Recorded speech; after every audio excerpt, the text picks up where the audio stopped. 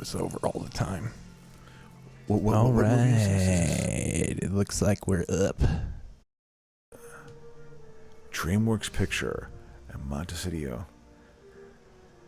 This looks some. Just setting up the live stream, guys. Reitman, no one's here yet. Reitman was still directing things.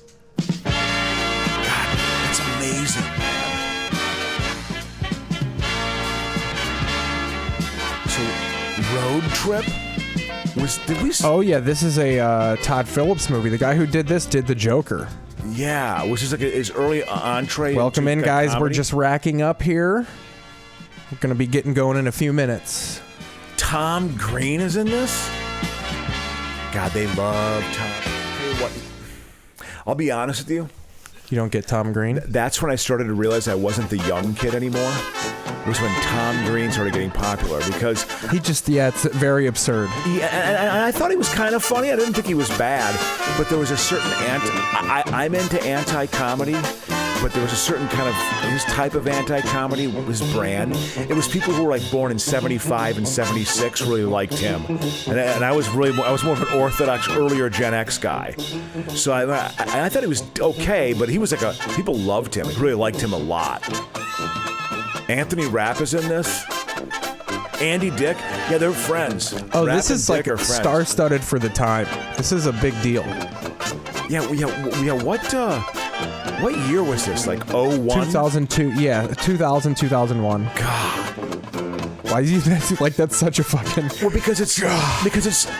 I remember that. I was like working we at all the do. city. The word terrorism wasn't in the universe. You know, no, it was. Terrorism was around in the 70s. Absolutely. Terrorism was used. It's all, they have their button go-to words that they know to use on people to fool them. Yeah. And that's certainly one of them. You getting it all out? You shaking it up? You ready for the show? Man. We're starting Absolutely. in about 2 minutes, guys. So again, we're going to do the videos of This Week in Television History. Talk about the Ultimate Warrior biography. I flew on planes. We can get into my trip back to Chicago. Yeah, Wait, save it for the show. Yeah. We're just going. You were ready to fucking explode. Yeah, it's good though. I want to hear about it. And then we got this. I got a packed This Week in History. Packed This Week in History. Might be a little bit of a longer show, but we've been giving them shorter ones the last couple weeks. We'll see. So 12 seconds, and we're going to be getting into the song that you guys know. Are they listening to it right now, or are you just warming up? Oh, we're live. Yeah, this is just like the pre-stream. Yeah, man. It's no. Here we go. Testing 1, 2, 3. That's good. Yeah. Maybe a little bit higher. Thank you. All right.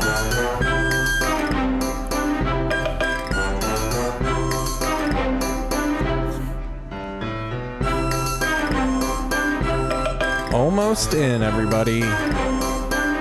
Minute and 15 seconds. It's going to be a good episode. Crocious came in hot. We calmed him down a little bit. He came in and was honest. He goes, I'm in a bad mood. Yeah, and I don't. And it bothers me. I kind of know why. Because Marjorie Taylor Greene, the right's upsetting your boy. It's just, but it's even beyond. It's the political milieu, and it needs to happen. We need to wallow in this shit for a while to actually address our problem, truly address them. At least some of them. God. All right. 35 seconds. I'm cutting to the standby screen, everybody.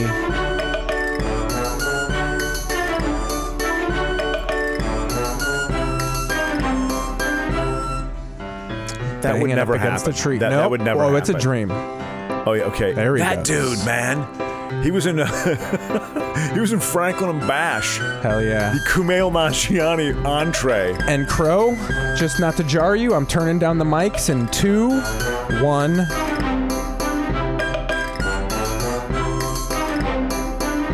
Welcome to the show.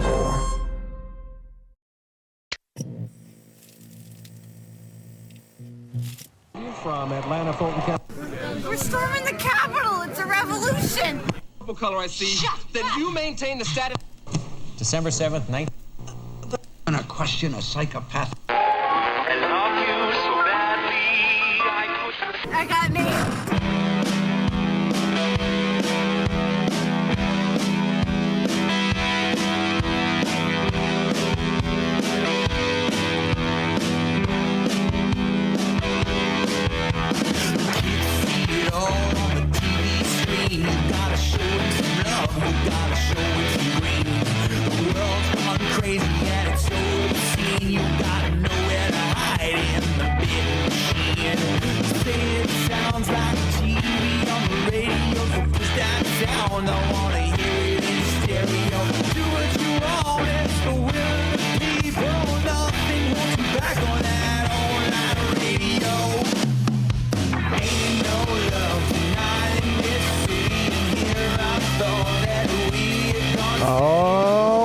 right. We're in.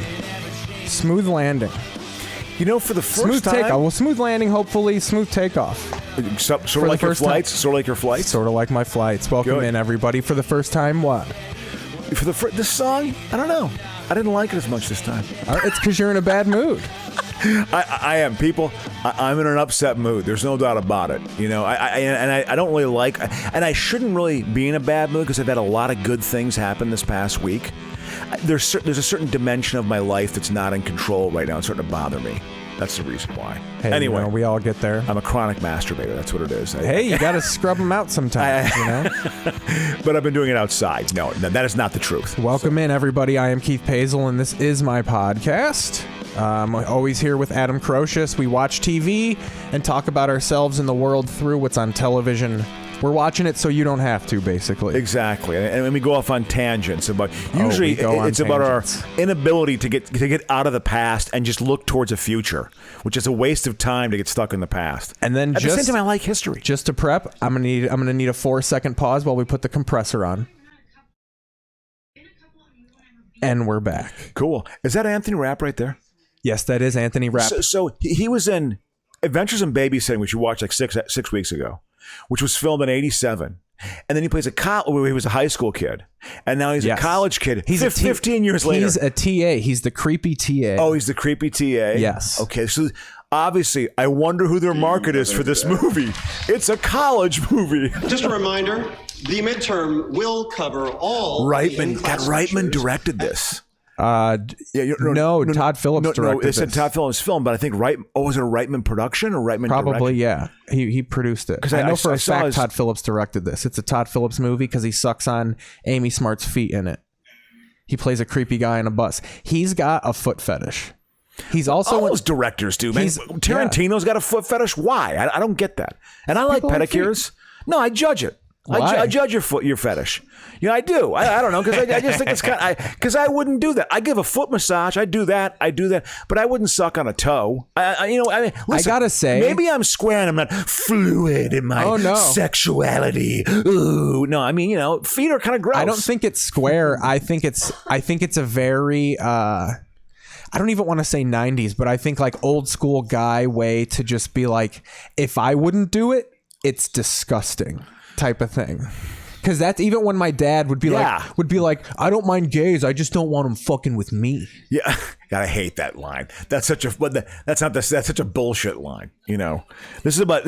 Also, the dude who played Stifler is Stifler, but a little more mature in this. But he became immature after this. This is IFC, so we're getting fucked. We're getting F-bombs. So this is his movie after American Pie. It's in between one of the two. Yeah, he did like 3 after this. Yeah, he's trying to dovetail his career, build a career. It worked in Hollywood. Yeah, and then I think this was after Dude, Where's My Car? with Kuchar. Yeah, Kuchar. He's not a good actor. Well, yeah, none of them are good. Like they can't all be Sidney Poitier. Yeah. Well, I'm sorry. The foot fetish, I judge it. I don't mind it. Go ahead. As long as you're not into gross feet. Do what you like. I see guys and girls dancing. Because it made me think about that. Because that's a line in Do What You Like from I've been listening to a lot of that and fucking Public Enemy.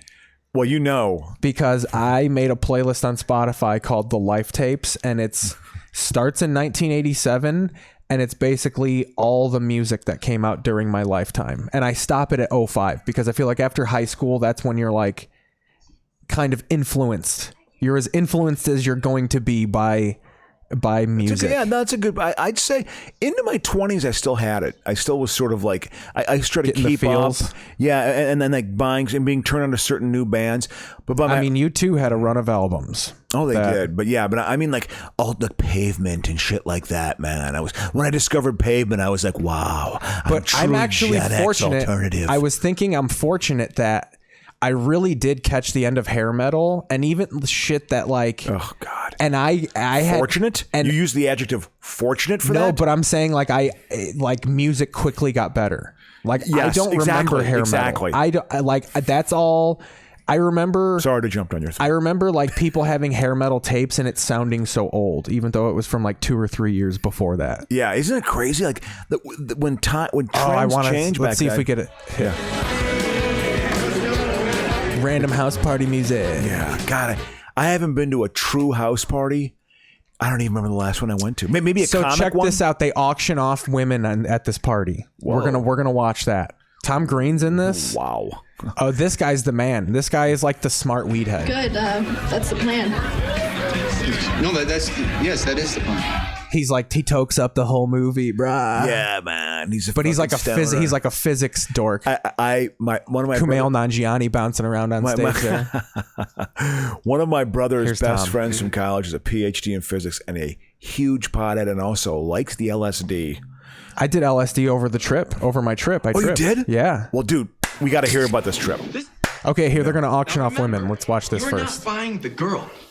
You were buying her company. This is Taken. It's become Taken all of a sudden.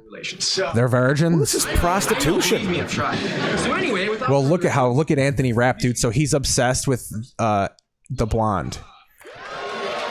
Yeah, that was established in an early Hey, scene. look at Anthony Rapp, dude. Coming in like a big creepy turtle through a sea of fucking. And he likes boys, right? Rap is. No, he's obsessed with. I mean, in real life, yeah, He's- exactly. He's a total. He's never touched a woman. When does Dick get involved here? Only woman. Andy Dick. Only woman he's touched is Kevin Spacey. You know what I mean? Hey, God, hey, there she is, right? Whatever. She still has a career, right? Oh yeah, she was in the high voltage Crank movies. You ever see the movie Crank with Jason Statham, where he has to electrocute himself for 2.5 hours? He has to keep his heart going, and they fuck on a horse track because he has to keep his heart going. Well, she was very cute. She's very pretty, I think. You know. So I'd buy her. So because they're playing music, I have to tell you what's going on. She basically says that creepy TA's here, and I need you to vote. I need you to buy me. Auction basically. for me, like basically bid higher. Yeah, I need you to. So that's happening. So is Green trying to get a threesome going on? No, he's going to, and we're gonna have to go away because there is going to be titty balls. Oh, they're covered. Thank fucking God. Okay. He removes her shirt. At some point, yeah, shirt gets removed. They cover it up. They have like a little black, outline. No, I have it covered up. Oh, like okay. I have our camera over the tip. Okay. Oh, good, so good. look at how they do my man here. $10. $10 going once, going twice. $15. 20. 25. 25. Who could be 25? Going once, going twice. Crow would throw his credit card down. And you know what my credit limit is? Okay, 15 now you want to be grand. $26. It's not a lot, I just said actually. 30. I mean, there's got to be someone out there who can be Icing this $26. loser out. Me right here, 30. Sold. My man Josh for $26. Did he give him the signal? Like, hey, you got to do this? Okay. Oh, so now He's fucking furious. he feels wrong, and that'll be a this- plot line, Oh right? no, this is the plot. Oh, this is the movie. This is why the road trip is so consequential, because he's the TA in his class. So now he's gonna like fuck him over on a test. So I'll tell you the plot, Crow. Yeah. Just to Yeah. because I mean, love I'll that this shut is up. on. I love that this is on. Yeah. We're in my generation now, bitch. Okay, We watched sure. Midnight Cowboy. Now we're watching fucking or Urban Cowboy. Now we're watching Suburban Cowboy. yeah, okay. 20 years later. So he gets into it. So he sleeps with her at this party, but he's in a relationship, and they tape it. And Tom Green accidentally mails the tape to his girlfriend. So they have to like chase the tape down. Didn't we already see this with Paul Rudd and That's Reese overnight Witherspoon? delivery. That's overnight It's the delivery. same fucking plot, right? So check this out. While that is happening, okay, there's boobs. Oh, thank God they're covered up. I'm so good. Yeah. So while that's happening, Anthony Rapp pretends to be Josh. Like he cancels like the test. He's got this big final, and he like pretends to be him and fucks him on when he's gonna miss his test. Basically, Anthony Rapp makes it to where old boy's gonna miss his final. So on that. Okay. So as well, so now they're chasing down this. When does he sex tape, find that information out? When does he find like that out? halfway through the movie. But like during a road, do they In start the middle a road of trip? Do they yeah, start in a the road middle trip? of the road Okay, trip. Okay. Anthony Rapp fucks him over on the test. So then for the remainder of the road trip, They got to get back. the fucking Jufro guy has to like school him on philosophy for the rest of the trip. So you got that aspect. So he's got to cram for this. That's test. one of the plot lines. Yeah, but most of it is he has to chase down this test because he bangs Amy Smart, who also shows her boobs. Yeah, and yeah. we're gonna that have was to like strategically the whole hide sex that too. tape thing. I mean, that was a cutting edge thing back then. Still, you know, it was like, well, I mean, I think the first honest sex tape was probably that I recall was Pamela Anderson and and not Nikki Sixx, but Tommy Lee. You know, I mean, or what is his name? I don't like Motley Crue, so I can't come up with their names right away. Ricky Rat or whatever the fuck. Yeah, the guy Ricky Rathman. That's exactly what it was. The host of like what was it, Saturday Night Metal, whatever. No, fucking the Headbangers Ball. Headbangers Ball, which was a great show. I remember watching that a few times. Absolutely, they had like Anthrax and Slayer Absolutely. on there. It was more of a metal show. Yeah, and it was actually like Metallica. It was well metal. produced. Yeah, like Ricky Rackman probably made fun of hair metal. Yeah, no, he wore a Red Wings taste. jersey. Yeah, and they had some Iron Maiden Kurt on there. Cobain, Nirvana went on the Headbangers Ball. Oh, really? And fucking Kurt Cobain wore a dress. And they were like, what are you doing? And he goes, well, it's the Headbangers Ball, so I thought I'd wear a gown. He's the man, dude. That's pretty funny. That's a pretty... Yeah. Also, if you notice, guys, I'm trying to cut as much apartment out of the background as possible. I mean, that for him to do that, for Cobain, that was... You know, that was a little edgy. He was like the Warhol to the media. You know, I hate Andy Warhol's art. I think it's drivel. Yeah. But he himself is pretty cool. Oh yeah, his whole life and what he basically kind of was walking art. You know, what I mean, and very much understanding the pop culture aesthetic. But like, I really will venture to. There's very few actual things he drew. He just like printed shit. Yeah. Yep. He just would do a lot of it. There's 90 soup cans in this fucking room. Yeah, I guess and there's all these hot fucking fembots guarding him. What he told Lou Reed was, Lou Reed, you don't work hard enough, which is crazy because Lou Reed put out like 20 some odd albums. Because I mean, he's just like, because Warhol was just like, as much as he was like this flake, I don't he work worked hard. his ass off. I'm gonna slit my wrists and do heroin tonight. Yeah, I'm leaning into that job. Yeah, but Warhol's cool. Absolutely, I agree. Hey, a pretty cutting edge statement there. But no, you were going to say that. Let's talk about, because this movie is on road trip. But I want to hear about, what were your flights like back? Because you said you were a little stressed out. I'm a nervous flyer. I'm an anxious flyer every too. time, because I charge through the airport like I've fucking been there. Yeah. I charge through the airport and I sit there as if I'm not kind of afraid of flying. Yeah. And then I get on the plane, and even running like on the jetway, I'm like, okay. And then the second I sit down and you lock that seatbelt in, and you start taxiing the runway and you feel how fast you're going. Yeah. Because in your head, you're like, you think of the scenarios of where you could survive a plane crash. Yeah. But then you actually feel how fast you're going pre-takeoff. And you're like, even if we don't lift off the ground, I'm already in a death tube. Yeah. Like the second you start on the runway, you're putting your soul in fate's hands. Yeah. And I have a hard time doing that. Yeah. Like it really stresses me out to believe that I'm going to be okay. Yeah. No, I get it. I used to be. I've missed one flight in my life. I was going to go visit my brother in Colorado in 1993. He had tickets for a Bronco Viking game, and the Vikings won. Sean Salisbury threw for 366 yards. Salzy. So, and the Broncos were terrible, bad defense. And with that reference, I'm.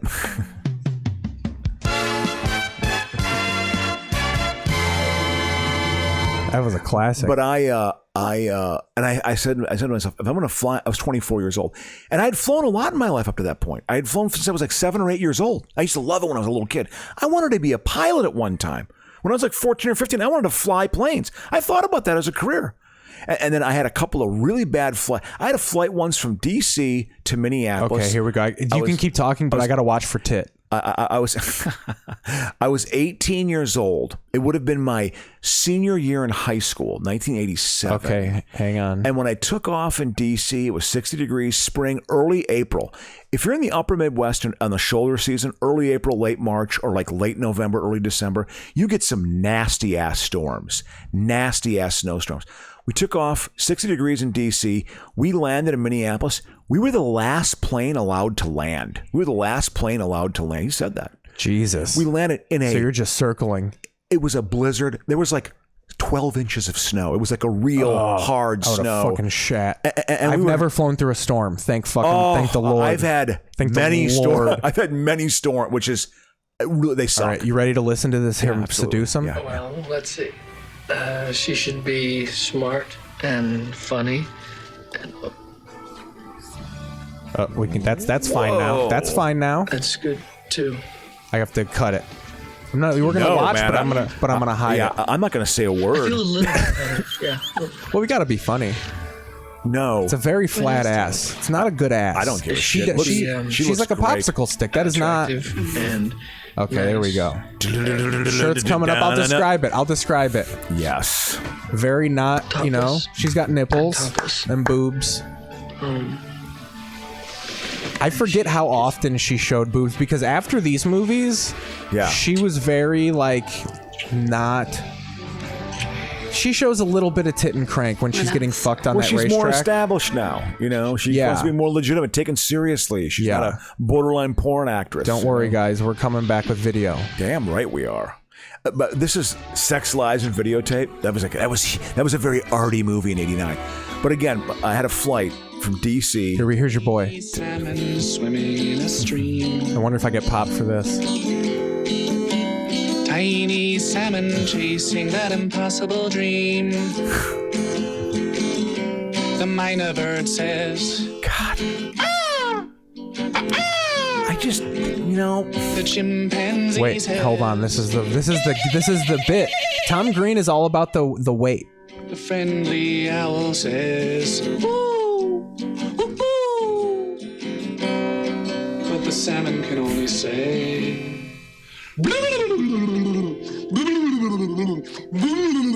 Because that's how salmon talk. and it's sad. He's got a big gray man bun now, dude. And he's fucking traveling the country in a van. Yeah. He did a bit. Here's how on brand Tom Green still is. He put out a video of him, 25 minutes of him eating a head of lettuce on the street, pouring ranch dressing on it and taking bites out of it. And as people pass, just going, just watching my health here. Just watching my health. I'm just watching my health here. And it's hilarious. Yeah.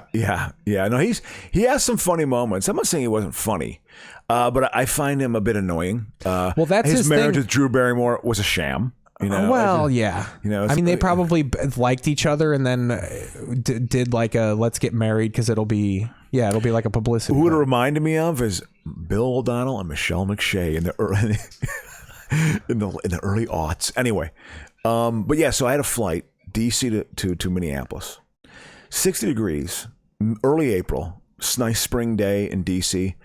Land in Minneapolis.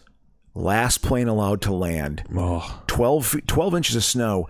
And I remember there was an old woman sitting next to me. She's like, this is the first time I've ever flown on a plane. It's kind of fun. Feels like a roller coaster. She was like, and it's the only time I've ever been on a flight where baggage came out of one of the upper deck, you know, the baggage parts, you know, where you put your bag above the seats. Like it came out of, it was like a bag came out because we were flying. It was just, it was literally just like, that's plane crash shit. I mean, so yeah, check this out, yeah. Crow. Last night I watched Turbulence and Passenger 57. But now I honestly feel like, because I took 4 planes going to and from Chicago. Yeah. So I think it did kind of shake me up because I do realize it's 1 in every 5.4 million. To like. So what is that? There's probably haven't been that many flights in the last 10 years or something like that. There have been. Well, yeah. But yeah. Actually tried to, it was funny. You tried to make me feel better the night we recorded because I was like, yeah, it's like only the odds are 1 out of every 5 million. You go, yeah, and there are so many flights. And as I thought about that, I was like, yeah, so they could be coming up on that 5 million. Yeah. It's just... You know, I've flown enough now. I'll get over my long-winded story because it's really about you and not me. So I'm sorry about that. No, it's fine. But he's just like, ours was, you know, again, discovering a penthouse magazine. That was like finding gold. Do you know what is a reference that I have no bearing for that everybody talks about is the woods porn. I don't porn, the idea of like how you'd find magazines, porn magazines in the woods. When you were not... When I was 10 to 12... I just missed forest porn. Yeah. I'll never forget. I've told this before. I had to walk to Stonewall Jackson Middle School, which I want to go back to my hometown back there to see what it looks like now, because I'm sure there's a big development done there. You can't do that. It was just we used to ride dirt bikes, BMX bikes. When I saved my money up and bought a Schwinn Scrambler, you know, it was like dirt bike. I was big into dirt bikes from like age 12 to 14. That's when I was really into BMX. You know, which I think is actually everyone's got like a that's kind of like your skateboarding. I wish I would have gotten into extreme sport era. Yeah. Cut holes in the sleeves of your shirts. You put your thumb through it. Wear it like a glove. I mean, I signed a contract with my mom. I worked selling rosettes. She gave me my allowance. I saved my money. It cost $150, but I bought that with my own money when I was 12 years old because I was obsessed with getting a BMX bike. Like I thought about it forever. It felt like forever. But my point is, my friend Robbie Bowen and I were BMXing, and we just happened to kind of stop, and we looked over in this drum. It was like a big rusted out drum, like a gas tank from a tractor trailer. We looked into it, and there were literally like 50 penthouses. Woo! And we were like, jackpot. It was we went from school. We walked to school and back from school. We'd always sneak like 5 or 10 minutes in, you know. God anyway, damn it. I thought I so yeah, that was a funny bit that I thought that Tom Green had. But anyway, so you're flying. So was it too stressful, man? I mean, was it okay? No, once I'm up there, I'm fine because I like the window seat. No, I prefer a window seat. Like being on the aisle, kind of. Well, the last flight I was on before this, I was on the aisle, and it kind of was a little less stressful because I couldn't see anything, so I was a little like, this is just the situation, so I just have to trust it. But I kind of like looking out the window. Like if we're going down, man, I'm always gonna I'm always gonna think of a flight in a defensive sense. Yeah. Of like, if we're going down, I want to see it the whole time. Like I don't want to just be freaking out and then just it happens all of a sudden. Like I want to see the ground coming. Yep. So like I kind of want to be by the window. And that's like how I think on a flight always. Yeah. No, I agree. I have a similar thought process. For me, I'm such a geography nerd. I always like to look to like, oh, that's the so-and-so, you know, oh, that's that mountain range or that's that. And I sort of know it from like, and I can tell like, you know, when you're getting closer to the west, when you see a lot of, or like you over New Mexico. Oh yeah, it starts turning brown. And the irrigation, you see those irrigation circles, you know, like, okay. You'll see the little patches of green. Yeah. And you know, you're getting kind of like an hour to an hour and a half away, you know, but good for you. When'd you fly back? When'd you get back yesterday? Hold on, Rob Aponte's calling. Can he hear us? Oh yeah. Yo, what's up, dude? When are you recording? We're live right now. You're on the show. Yeah. Can you hear us? I really feel like I don't deserve being your number one fan right now. I know there's other people out there. I won't say their names because they don't deserve to be heard. Yeah, but we're on. Hop on, dude. Yeah, absolutely. What the hell? I'm with my friend who's even older than Adam. Oh my God! There's Good. one more comedian out there that's older than Adam. Still injured. Who's that? Jay Harris? Yeah, you with Diamond J? He's in LA now. Diamond J is? Yeah. Shit, man, I want to see him. All right. Are you? Do I get on Facebook or do I get on YouTube? That's what's so confusing to your fans. They probably. The only reason you don't have massive at your doorstep is they're confused when you record, number one, which is why I called. Number two, how to use the live content. I'm assuming YouTube. Yeah, go on YouTube and look up This Is Keith Pazel, and that's my channel. Yep, makes sense. God. Aren't there like 7 Keith Pazels? No, there's one. I'm the only one on Earth. Okay, well, I listen to your show all the time. I feel like you never said that. Okay. Excellent, man. Thanks for calling. All right. Thanks for checking in. All right, buddy. I'm getting on YouTube. Thank all right, you. I'll see you, buddy. Thanks both for doing what you do. Right. Who's the old comic? I don't know. I don't think it was a comic. Diamond J Harris in LA? Yeah, he's in LA. That was Rob Aponte, everybody. He's one of the larger fans of the show. Him and James Bailey are the pillars of the show. We're the foundation, and they are the pillars with which the doorway is going to hang. Absolutely. For the great empire that this podcast will be. Will eventually become. We got room to grow. I've confirmed it from multiple sources. The show's not bad. That's all I care about. Yeah, exactly. We're buried in the algorithm. We got to stir up a little shit. We got to talk shit about LA comics is what I'm saying. I don't I'm kidding. Yeah, I know exactly. I mean, that is what you have to do. Yeah. Yeah, we'll do our thing. We won't rest on our laurels. I like one of our segments. Oh, no, put it back, man, please. I like one of the segments we do. Well, it was at a commercial, right? The Hallmark... as luck would have it. So again, see, that's the thing about these movies. You don't know when it's a commercial. it literally is seamless. Or is it a commercial for another Hallmark movie? Yeah. It's a freshly baked romance about finding the missing ingredient. The Baker's Son premieres Saturday, June. My wife is sucking my neighbor's dick right now. Oh man! But I like that segment where we try to guess what the plot is. So we should do that. Well, this is called As Luck Would Have It. So let's go back to it in 5 minutes. Yeah. After we watch a little road trip, and then we'll just. He says when you fly into the airport there, this is the truth. He said, literally as you're descending, they haven't cleaned up the plane crashes. So there's a plane crash there. There's like 8 plane crashes leading you to the runway because they don't. There's like a skeletal remain. Like they'll strip it. Like people will come and get the aluminum, get the steel, but they'll be like the frame of the airplane of where other crashes were. Like you just see it right there. I think that's hilarious. My buddy Rob told me too. He flew Aeroflot, and this is right after the wall came down. He had a flight from Moscow to like far would be I guess it would be Eastern Russia, Jesus. So he said he's and it was a long flight, 7-hour flight. So he had a cup, with a drink, and he's hanging. All of a sudden, it fizzed for some reason. Like it fizzed loudly, and he's like, what the hell is going on? So he looks at his drink. A screw had unscrewed from the cabin of the plane and landed into his drink. That's terrifying. And like, long time he had a flight. He said, all of a sudden, thick black smoke, not like the smell of smoke, but like thick billowing black smoke came from the cockpit. And then all of a sudden they just turn around and fly back and land, and they never gave an explanation. It was just like, oh yeah, they were in the air for like 2 fucking hours with black smoke in the cabin. I mean, that's all right. You ready to play the game? There are some decent standards here. You ready to play the game? Yeah. I don't quite know what got the copyright thing kicked. We're not kicked off, but it is yellow. But we have a backup. Look at this. We're getting better. So for those of you who don't know, we have a segment that I always tell you something. I'll put the quality of my relationship up against anything. I think my situation is still better than I have so many friends you need to get yourself who haven't had sex with their wife in like a decade.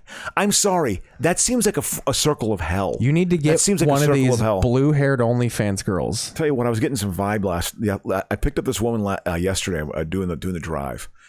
And we talked for like an hour and 20 minutes. We had an hour and 20-minute ride. Picked her up in Torrance, dropped her off in my neighborhood where she lives. So you know her address. Well, no, I mean, she was an actress. Dropped her off in my neighborhood where I've been sleeping out in front of her yard. where I have now, exactly. So I've been circling with my car, and there she lives there like in high school. So I've been delivering her newspaper every morning. Do people still get that? But no, but it was like, she was like, we talked about the script, her acting, what she gets cast in. We talked about a lot. I actually enjoyed talking with her a lot. But she was a crazy actress. And that's fine. That's fine. What do you expect? It reaches all my expectations. So she's like, well, I said, here's my email address. Just send me your email if you want to, and we can. I'd like to hear about your script. You got your writing group on Sunday. I meet my writing partner on Sunday. I'd like to hear about what you're doing. Couple of star-crossed writers. It's like Romeo and fucking. Maybe Romeo and matchmaker. That she is, which is often a title I hear. That Donald Sutherland? Holy shit! But my agent. This is what I'll call her my agent. Oh, look at you! Do you know what she did for 17 years? What? A professional matchmaker. Oh, that's great. She's got an interesting personality. Did she use that as her pitch to you? No. She's so I find keepers. No, but she was also like, look at you. You're cute, Adam. Ooh. We got to find someone for you. Well, an Irish bartender in Amsterdam. Well, what is this? I didn't know it was cricket. And he's like, oh, it's British. I don't know. It's called shite. That was his line about cricket. They call it shite. They don't want to be associated with the British, boy. They look at these Hallmark. I feel like I know some of these actresses. Like I've seen them before. All right, now we're actually gonna get some fucking steam here. Good. Hey, well that's fine, man. It's all good. So went back to Chicago. You were talking. What you want to talk about? Yeah, went back to Chicago. Did you see the family? Yeah, mostly. Yeah, that's good. So how was your dad doing? Was he okay? He's good. Yeah, hanging in there. Yeah, a little bloated, but weight puts age puts. Well, I was going to say weight puts age on you, but age puts weight on you, and vice versa. It's really a cycle. Yeah. How old is he now, man? Well, it's easy. He was born in 1960, so he's 61? fucking... Yeah. Maybe we got to get him past 65. Once you get past 65, your chances of living to 70 increase by like... Because you get a little more benefits and stuff? Or no, what? I think it's just a stat. Penn Jillette said, because he lost a bunch of weight, and they said if you lose like 100 pounds and you keep that off for 2 years, your chances of keeping it off forever go up by like 80%. Yeah. And he also said, they say... If you can live to be 65, past 65, your chances of living to 90 go up exponentially. Interesting. So like 65 is the breaking point age. Like, interesting. If you can make it to 65, you're good. We got it. Bailey's here. And by the way, James, I'm sorry. The video was unlisted at first. That's on me. I apologize. Do you know who died yesterday? At 64, because maybe think about this at 65, 64. Fucking Hector Elizondo's son? No, it was Mark Eaton, former center of the Utah Jazz. Mark Eaton, 7'5" behemoth, pituitary gland freak. Mark Eaton, who that was the one team. That was the one team that in the 80s used to give the Lakers a hard time because Eaton was so big that he actually he'd mess with the flow of offense for the Lakers. But look at it this way, guys. You got 42 minutes of show. Yeah, absolutely. To go back on. Absolutely. We were rolling for 40 minutes. It's and it's pretty amazing. Hey, this has been a good one. It's flowing. So yeah, so you went. Who'd you see friend-wise? Did you go see a show at all? No, I just hung out with the boys in the group chat. So I was fighting a little bit of bitterness because I came out during JFL week, so there weren't really a lot of spots. And then like a couple of people didn't even like read my messages, haven't read my messages for like 2 years. Yeah. It hurts worse on Facebook when you could tell that they've read it or not. Like emails I get, you can say like, oh, well, I haven't gotten it. Like you can be buried by emails. A billion comics email the Laugh Factory. Absolutely. But like when I directly Facebook message the booker and it's the same message for the last 2 years. Yeah. Hey, I'm going to be in town. If you got some spots, that'd be great. If not, I'm still going to hang out. Yeah. Hey, I'm coming out for Christmas. Like over it. Cause Todd was like, he just keep messaging him. I go, Todd, it's the same message. Yeah. Over and over again. I know. Like he's not reading them. Yeah. I'm probably in his others folder. You know when like you get messaged by people that you're not close with and it kind of just, I'm probably over there. Yeah. So when I first got there, I was kind of in a like, fuck performing out here headspace. Yeah. So I just chilled with my family for until That's Monday. Why you should have gone and there, then I went Monday. I hung out at Kohl's with folks and Mike O'Keefe and Kevin Kellum and Dave Phillips. How are they doing? Good. And then I hung out at James's. And then I basically hung out there all night for my Tuesday morning flight. Okay. Yeah. Oh, you flew back on Mark Tuesday? Eaton was almost cast as Bigfoot in $6 Million Man, Robert Ponte says. Yeah, Andre the Giant Instead of obviously Andre the did Giant. it. Yeah. Mark Eaton was almost cast. You know what old he was? Dude, he would have been like 19. The Oakland Raiders were fucking just prime pickings for all those. Oh, for acting? Yeah. Ben Davidson in Conan the Barbarian. Sloth from fucking Goonies. Who was John Matusak. He had a career. He was the first overall pick of the 73 draft. He's from Wisconsin. He's from the Oak Park or Oak Brook of Wisconsin, south of Milwaukee. All right, were we on road trip here? He also he was great for the Raiders. The story about him, I think I've said it before on this show. In 1980, when they played the Eagles in Super Bowl 15, I think you made that up in New Orleans. Are you making that up? You can't be making stuff up on the chat. Oh, I thought you saw that on Wikipedia. No, I'm going off Robert Ponte. He's on Molly and shit. He's bullshitting us, man. Of course he is. Do you know how quickly we believe that, though? I wanted to believe it. Hell yeah. Listen, I'm gullible too, not just Trump we don't voters. Have fact checkers, but no. With we were saying though about I was going to roll there. We were talking about not Mark Eaton, but God damn it, it was a good tangent too. It's all good. What were we talking about before you ruined it, Rob? Yeah. But with I went back to road trip for fucking watching. Chicago, doing stand up there, and you got to see your family because it's like, you hadn't seen him in a year and a half fucking or a year. Or slept on my dad's couch, got covered in cat hair. It was great. Yeah. You saw your mom, I assume. Yeah, I saw my mom. I did acid, so that was fun. When did you do acid? So I did it on the Sunday morning. So we took it at like 9 a.m. and we tripped all day. Me and my best friend Wes, from my non-comedy best friend, the most important best friend. Yeah, absolutely. That's what the trip was good for. It made me realize. Oh, he's fucking. I'm reading the chat here. He loves us. No, you're not. Don't sad face it. I'm not yelling at you. Yeah. You're great. Yeah, I'm mad with myself. Yeah. I'm projecting it on you. I apologize. Here. I got to be able to maintain my I have to stream of fix the consciousness. camera. I have to change my battery. I'm going to your camera. You can still talk, though. Sure, bro. man. Absolutely. It's all good, man. But yeah, so because the reason why I asked is I actually want to get some LSD. Because you want to know why? I've taken LSD once in my life. I've eaten mushrooms like 10 times. No shit. I've only taken LSD once, and I'd like to take it you got again. a trip. That's why you're upset. You've never fucking cracked your eye open. Well, no, I have with mushrooms, and when I was young, I didn't like it. I didn't like the boundary between. I was talking about John Matusak and the Oakland Raiders, but with the boundary when you take that filter out between your subconscious and conscious, I don't like that.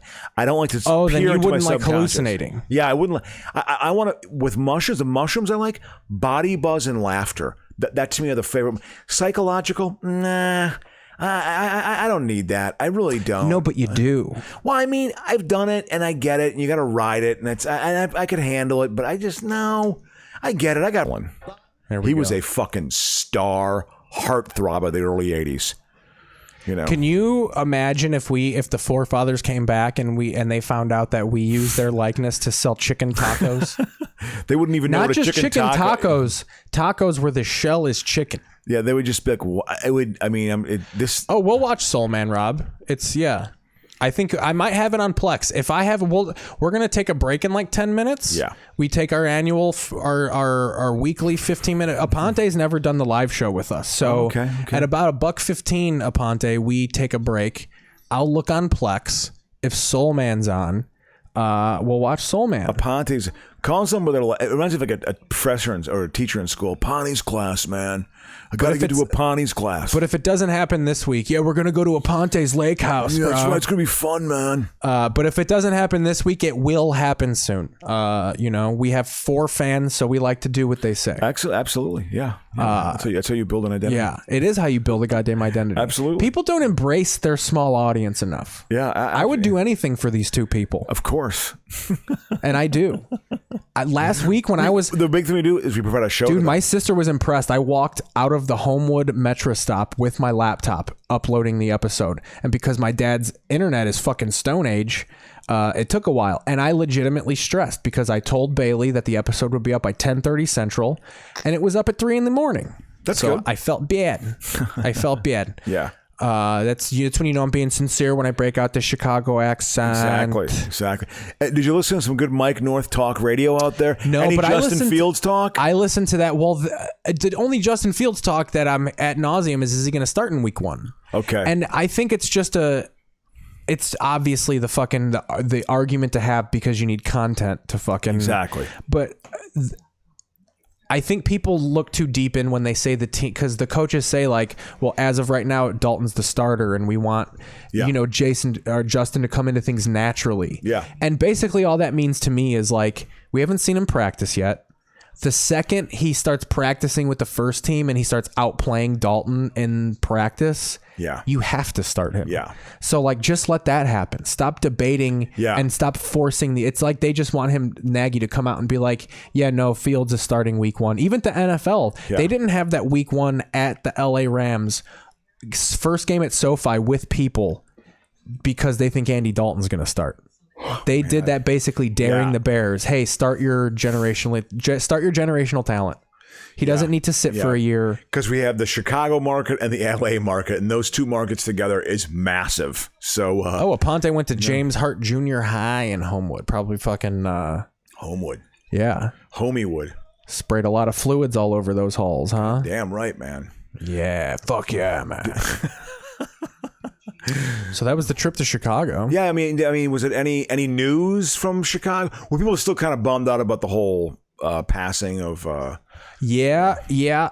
But I didn't kick it with a lot of comics. Plus, I feel it was like a series of mornings. Yeah. Plus, now people are like still doing the Facebook post. Yeah, it's still shaking everything up a little bit.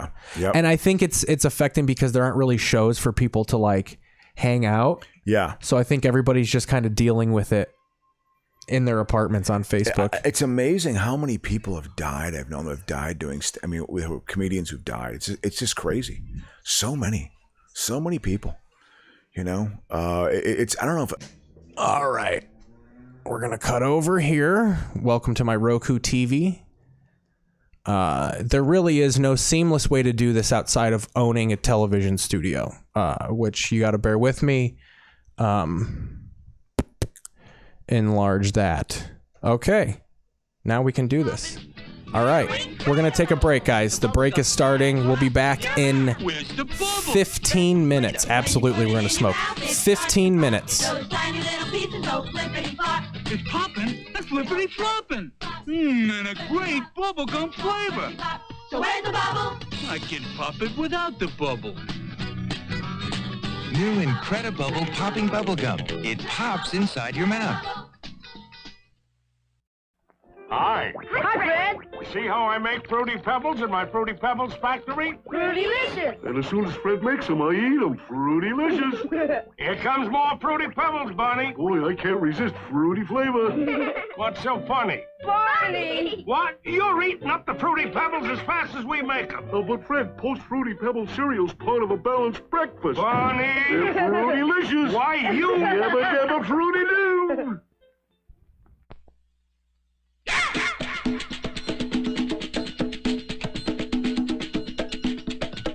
Not a long time ago, a very extraordinary ice was invented.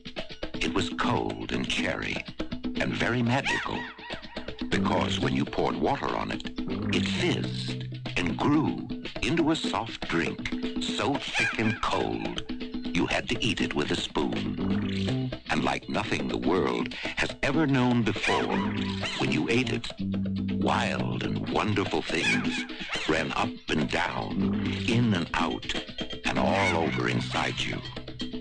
And that's why today, in honor of that very extraordinary experience, we call this soft drink you eat with a spoon, chills and thrills.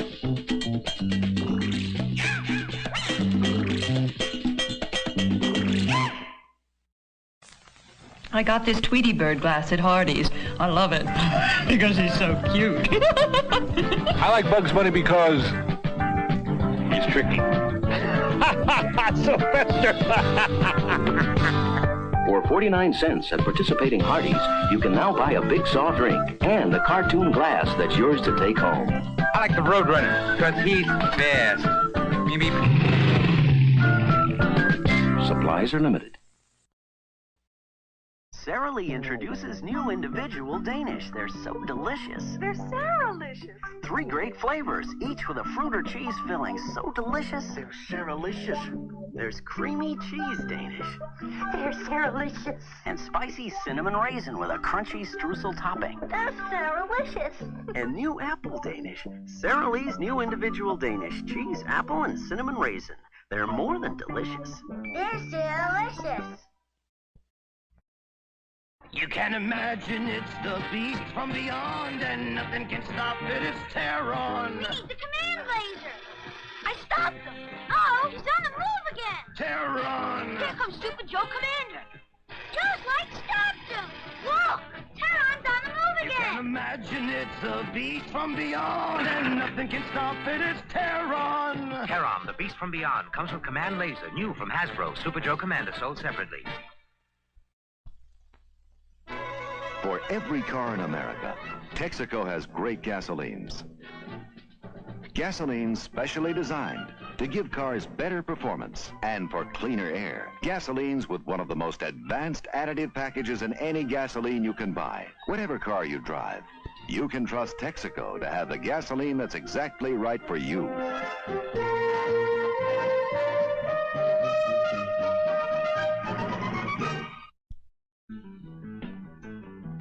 You are about to see 3 strikes made the hard way with a different kind of bowling ball, the AMF Impact KE21.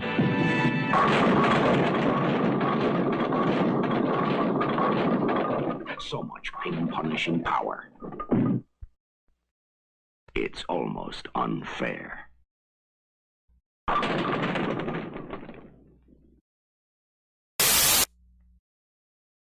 Wait till Bob sees my Evel Knievel hot seat. Can't wait to show Bill my Evel Knievel motocross bike. It's Tank with Evel's initials. It's Chain Guard with Evel's signature. It's Bucket Seat. It's motocross looks, and it's ID plate that says Evel Knievel. Hey, The Evel Knievel hot seat and the Evel Knievel motocross bike. Assembly required.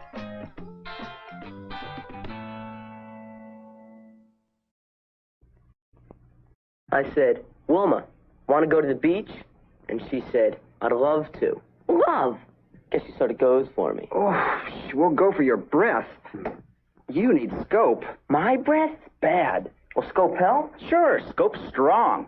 Leaves your breath really clean, fresh. You're right, and it tastes great. Now Wilma will really go for you. Scope helps keep you face to face. Jungle Fred was studying his secret supermarket map, hunting animals for his toaster. Aha! Toast some animals. Cinnamon lions, berry bears, and chocolate-flavored elephants. Chocolate elephants? Capture them! Capture those toast-em animals. Now, free in every specially marked toast-em animals box. Wild, funny hot spots that glow in the dark. In the dark! In the dark! Get hot spots free with toast-em animals.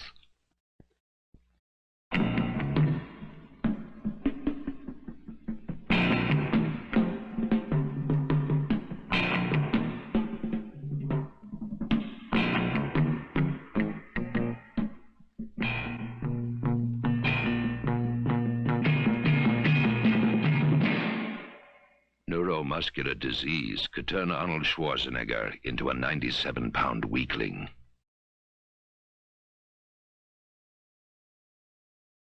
I made you, you know it's true. Mr. Potato Head, I made you.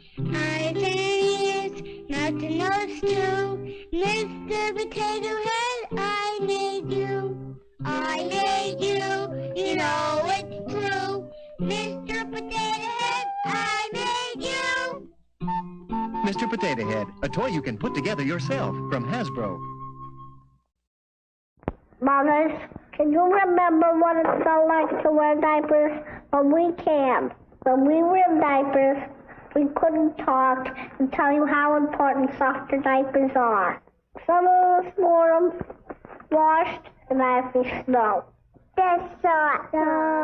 Many of us wore them washed in detergent. They're not a store. Right. How come every lady doesn't use ivory snow? What? Want a good deal? Deal? Fly Continental's chicken feed fare. Chicken feed? Yeah, Continental has this special fare. You can save up to 50% if you buy in advance. Sounds interesting. And you can save up to 20% even if you don't. Yeah, but can I buy one and fly right away? Sure, you can leave today. I can't believe I'm the only one who didn't know about this. Advance purchase has some restrictions. Call us or your travel agent. George, found your turtle and your plane. Thanks, Dad. Can't find the soap. Here. You're still out of soap. Zest is different. Makes you feel cleaner than soap. Here's why. Soap leaves a sticky soap film. Zest doesn't. Even after rinsing, soap film's still there. Zest. Some lather. Good clean feeling, too. That shower made me feel great. It's the Zest. Try Zest. Feel cleaner than soap. If you believe in magic, then I've got a place for you. There's fun at every table with tricks by you know who. There's lots of tasty food. The Duke of Town might be there too. You can enjoy a magic meal and put on magic feel while Burger King makes magic. I doubt it. That'll sweep you off your feet. Yeah, magic makes it special when you're with Burger King. My American Eagle can go just about anywhere under the sun. Anywhere. Come on. Eagle's automatic four-wheel drive gives me the confidence to take the family to the beach the hard way. Eagle even hauls my boat out of this. Now, I wouldn't try that in an ordinary compact. Eagle's four-wheel drive automatically directs power for the traction to get out where there's nothing but woods, and occasionally another eagle. The Eagle has landed on all fours at American Motors. Come get in. Something to drink.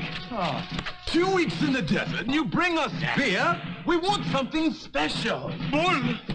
Bull? The Schlitzmalt Liquor Bull. It is a special premium brew that's in a glass by itself. What extraordinary taste. Gunga Din, how can we repay you? Well, Sahib, I do take all major credit cards. If you want to change of pace, big bold taste.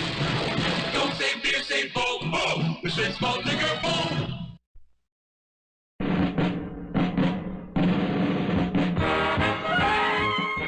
There's a certain feeling you get right after a foamy shave when your mirror tells you you're gonna look like Mr. Terrific all day. That's the foamy feeling. And it comes from that clean, close, foamy shave. Come on, get Gillette Foamy. It's the only way to get that foamy feeling. It's no problem getting the redness out of my eyes.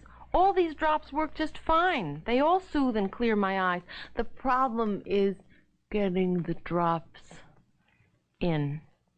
So for me, it's Ocusol, because Ocusol's little nose bridge makes it easy. It helps steady my hand, so ta-da, feels nice. The big difference in eye drops is Ocusol's little nose bridge, because you can't get the redness out till you get the drops in. When American Motors introduced the Gremlin, people found out that it doesn't cost a lot of money to own a car that's fun to drive. The idea has spread all over the country. The Albuquerque 8. The Wichita Wiggle.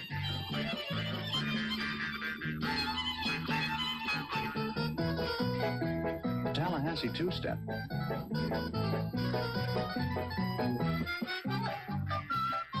The Boston Bounce. The Chicago Shuffle.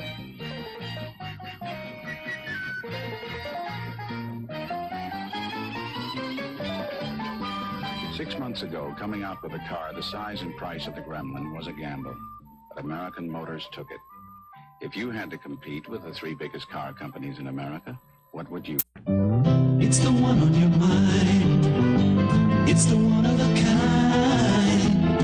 A Milky Way bar wherever you are. Real milk chocolate. Chewy caramel. Luscious nougat. So wherever you're going, you're never outgrowing your love for the taste of a Milky Way. At work, rest or play. Milky Way, Milky Way. It's working! It's working! What now, Ralph? My new hot dog machine. It'll make our Franks in half the time. Mom says Eckrich Franks are always meaty and delicious because we take the time to trim our meat by hand. This is faster. Ralph, no shortcuts, no cereal fillers either.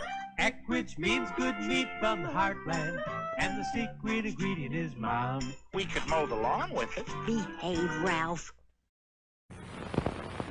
Doesn't add up, Sam. Yeah, this is chocolate and caramel, but how could it be crunchy? Crunchy! Oh, sweetheart, we're gonna blow the lid off this cake.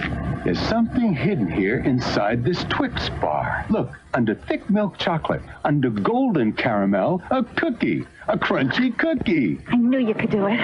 Tastiest case I ever cracked. Oh, Sam. Twix cookie bars, chocolate, caramel, and a surprising cookie crunch. Kids, we know that going to Sandy's is a lot of fun. But did you ever take a really close look inside? Here's where they make the hamburgers. And here's the thick shake machine. Wow, look at those crispy fries. Just looking around Sandy's is so much fun. It's almost as good as eating. Almost. Sandy's puts the fun into eating out. From all over the neighborhood, Adventure Team members and equipment arrived at the opening of G.I. Joe headquarters. Flash, a radio message from the tower. Adventure Team member caught in quicksand. Get the maps. Here's the location. Get going, Joe, and good luck. Back in the tower, Joe signals, help on the way. We'll help get there in time. Create your own adventures. G.I. Joe Adventure Team headquarters. G.I. Joes and ATVs sold separately. Cut. Reload. That's a complicated looking machine, isn't it? Funny thing is, a lot of people still think that taking home movies is that complicated, too. If that were true, believe me, We're about to come back, guys.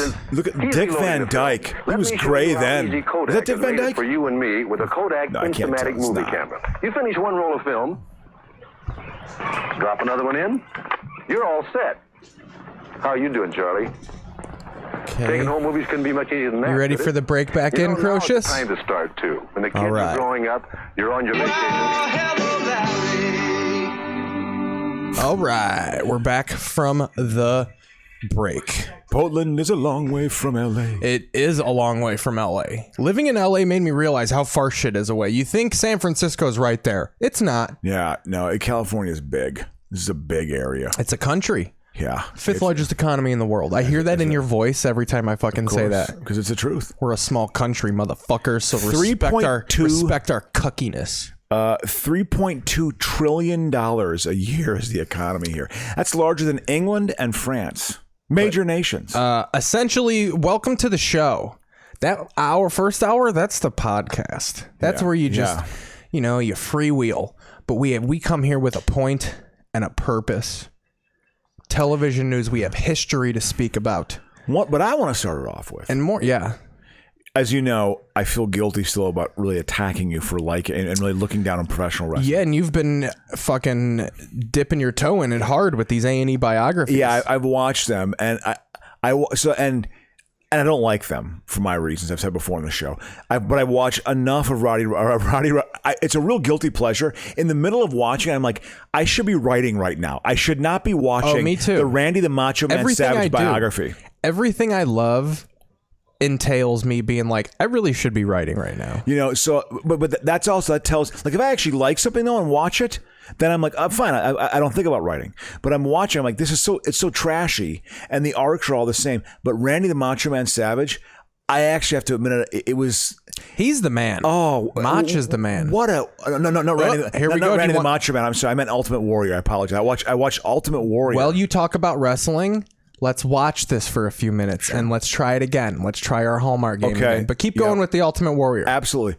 I watched the Ultimate Warrior. I did not realize that he was canceled, and what he said, they had him recorded at the University of Connecticut, and he was literally saying like how much he hated queers and faggots, and it was just like, I mean, it wasn't like he made an off-color joke that like was misinterpreted. Doubled down. No, it was like went full on Dodger GM. I'm like, whoa, man. I mean, it was very jarring to see. I got to be honest with you. But was also jarring to me was the response of the students. A lot of them were kind of laughing this laugh like you're a ridiculous human being. But there was one student who was obviously visibly upset and was crying. You should apologize to me. You should apologize to me. And to me, my reaction to that was what you actually do with that is you get about 6 guys with baseball bats and you kick the living shit out of them. That's actually what you should do. That's how you should respond to that. You don't say you should apologize to me, because he shouldn't say that shit, and it's wrong. He's feeding into people's misunderstandings. Don't talk to my ignorance. son like that. It's you should apologize to me. No. What you do is you gather 6 of your friends and you kick the shit out of them. That's what you actually do. So we clearly got a girl that's just been around money for the first time. Probably was the plot of this Hallmark was they're figuring out who they're going to kick the shit out of. Yeah. like that vitriolic So line. I'm saying she's experiencing money for the first time. And he's like, see, I told you it was going to happen this way. And she's okay. Yeah, there's that. So I agree. I'm guessing we got a snooty family, and she's just been embarrassed at the table. That's the mother, the head of the family, and she's embarrassed for Annie McDowell? for how her boys are acting. That's not Annie McDowell. It looks like her. Yep, it is. It's her? Yep. She's doing a Hallmark movie? Babe, this is the big... I told you. These Hallmark movies each have like a big whale. They all have one actress that like, this is the core actress. This is the big Hallmark grab. Annie McDowell is fucking Drew Barrymore for them. I mean... She's Julia Roberts. Yeah. Oh, absolutely. Listen, she was a star. So I married an axe murderer. She was in she was in St. Elmo's Fire. She was the love interest of Emilio Estevez's character. She was in Sex, Lies, and Videotape, which was the first Weinstein production that actually went from porn into mainstream film. Hell yeah. So she's a pretty woman. So not hell yeah Weinstein. I'm hell yeah porn into mainstream. And and making that leap, being able to make that transfer. Tracy Lords was your era. You know something? I never watched porn when I was younger. No, but I'm saying she went mainstream. But she did indie movies. She also did like episodes of Melrose Place. She was in Melrose Place, which is hilarious. You know? Melrose Place at one time was a popular show. It was a Gen X guilty pleasure. I remember we had a little tiny TV in our bedroom, and me and my sister, and I used to put on I used to mainly watch Power Rangers and shit. But every now and again, I'd turn on the TV at night, and you'd get the snow, and you'd see Melrose Place would always be on and shit, and fucking Frasier. Yeah. Melrose Place was Heather Locklear. I remember watching that in 94, 95. It was Grown Up 90210. Yeah, it was you're in your 20s, your 30s. It was their parents. Yeah. Well, 90210's parents was Melrose Place. Yeah. I actually walked down. More of a 20. Melrose Place, by the way, is a 32-foot strip of street. It's right off Melrose Avenue. Yeah. And it's just all stores. So I don't even think there's apartments. Yeah. So there's the factual inaccuracy of that show right There away. was a lot of Melrose Place is a outdoor mall, basically. I had a buddy who wrote a pilot in the mid-90s called Fountain Arms. And it was a derivative of Melrose Place. It was the people who lived on Fountain, which is a much lower class, Speaking a lower of that, brand of person. Let's crack into a little bit of news. Absolutely. It's a good thing. So we got through the Warrior. I couldn't believe it. I was like, he was whatever. Yeah, we're doing the show, guys. Yeah. Now we're cooking, Bailey. Stephen King explains why he prefers streaming services to traditional TV. This is kind of big because the traditional Hollywood guys usually stay traditional. Scorsese hates comic book movies. Yeah. These old gray-headed guys usually do the old gray-headed thing. But Stephen King, he likes to, a guy who tipped the bottle would fucking love streaming. He was also a severe cokehead. I forgot huge parts of my life, and if I was able to go back on demand, well, I would just jump at the opportunity there. I respect him because I respect his politics. He knows that. He knows that Trump is awful. He is very aware of this and trying to do his part to hopefully influence some thinking out there. I don't have to worry about cutting things to fit or end things so they could get to these Prilosec commercials. Oh, so he's basically saying streaming services don't have commercials. Yeah. Which we don't hate commercials on this show because that is why we're not kicked off YouTube. Yeah. So, fuck Stephen King on that. Commercials are beautiful. You just make fun of them the whole time. Look at these. Look at eating disorder. It's also like corporate guinea pig. It's an African American, but I don't believe white, that, by the way. Yeah, it's a very diverse group of... They're diverse, but they're unified, and they need better teeth. Yeah, well, to survive in this town. Come on. Yeah, no kidding. Speaking of which, I gotta get a teeth cleaning. Did you do anything like that in Chicago? No. I want to hear this week in history. This week in TV history. Let's do that. So yeah, do you want to jump right to the that's a good call. Oh yeah, good call. We have good movement in the TV tables too. We'll get to that. NCIS might win the title. Fucking The Voice has been knocked down a peg. Wow. Mostly because we're getting better confirmed numbers. Yep, I hear you. So this week in TV history, 1956, The Last Bob Hope Show airs on NBC. Now, I think it just switched channels because I Googled it, and The Bob Hope Show... It goes into the 80s almost. Oh, yeah. I remember Bob Hope doing Deion Sanders. We would announce the All-American football team in college football. I remember him in the deep late 80s, 88, 89, doing stuff still. And he was 90 or something. I don't know. He was ancient at that time. 87. He was so fucking old. Bob Hope. Do you want to watch some clips of the Bob Hope show? Well, we should. I'm sorry. I'm kind of bouncing on here. The Hallmark movie. Oh, well, you want to finally see what it's about? Yeah. So what do you think it's, so what? Let me watch just a little bit more of it because I can't form it. You're right. You're on to something about she's marrying into money or has married into money. I agree with that. It's a wealthy, snooty family. She's trying to impress the mother, Andie MacDowell. Exactly. Andie MacDowell needs to be impressed. That relationship, but the only way she's going to crack this nut is by befriending Andie MacDowell. But she doesn't trust her initially. Her guard is up. Rob Aponte says any wrestling documentary that doesn't kill you makes you stronger. And that is true. If you don't shut it off, that's just one more day that you've watched wrestling. Yeah, and then when you see AEW on TNT television, you'll be like, oh, maybe I'll watch this. And then you'll see Jake the Snake Roberts and you'll be like, oh my God, I remember Jake the Snake Roberts. I watched that one actually. God, he's a fuck up. But there again, every he arc his is life. the same. He loves sobriety, dude. Yeah. I made a joke. So he was performing at Chicago Underground Comedy, which I thought was a joke because he does his one. All wrestlers do stand up. Yeah. Which is humiliating. Yeah. As a stand up comedian. Yeah. Yeah. Because they're all doing far better than me. Of course. But he's doing Chicago Underground Comedy. I thought this was like an alt gag. Yeah. That like Jeff Hansen is a wrestling fan. Yeah. Yeah. And he's just pretending that Jake the Snake Roberts, maybe he's going to do a character. So I post a promo where Jake the Snake Roberts was fucking hammered and do it one by one. Yeah. You got a 2, I got a 3. You got a 4, I got a king. Deeper and deeper. He's hammered. Yeah. And he messages me, hey, I got to pull that because Jake's kind of all about being sober. Wow. And I was like, oh, I thought that was a bit. Like, I didn't know. I don't think he's actually going to be there. Like, yeah. So I insulted Jake's fucking sobriety. I saw that one. He had a decent one, interesting one. But to me, it's like if they would have had a union, Jesse the Body Ventura tried she's the doing money. a union. Bailey makes a good point. Bailey says maybe she's the money, and she's having the poor family over. Her face is okay. So let's get into it. Yeah. Let's click it. Okay. Yeah. Coretta thought she'd left her southern roots and troubled family far behind until her mother lures her home.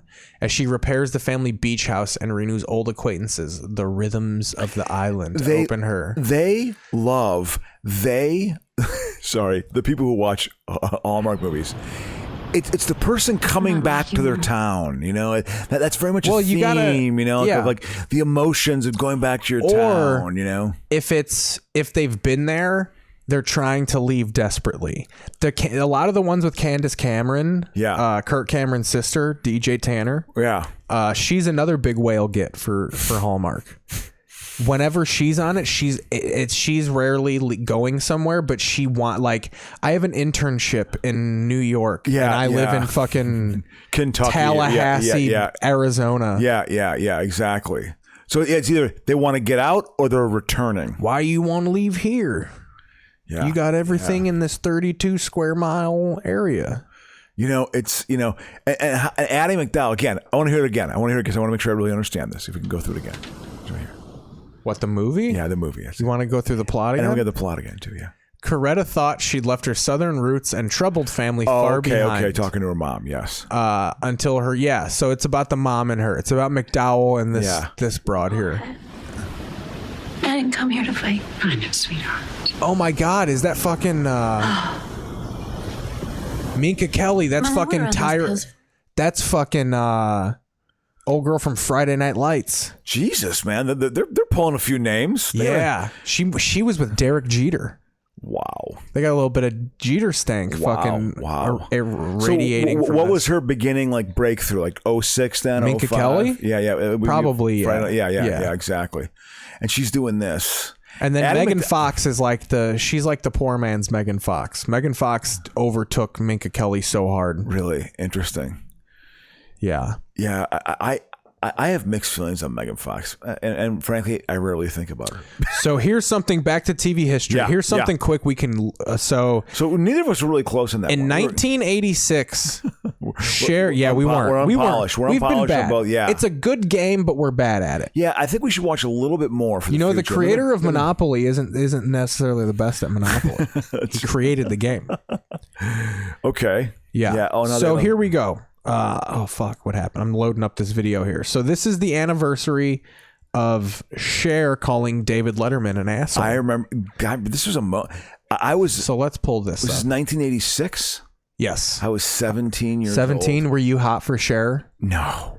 You didn't like it? I didn't. I'm a heterosexual man. Okay, and Cher is not ugly.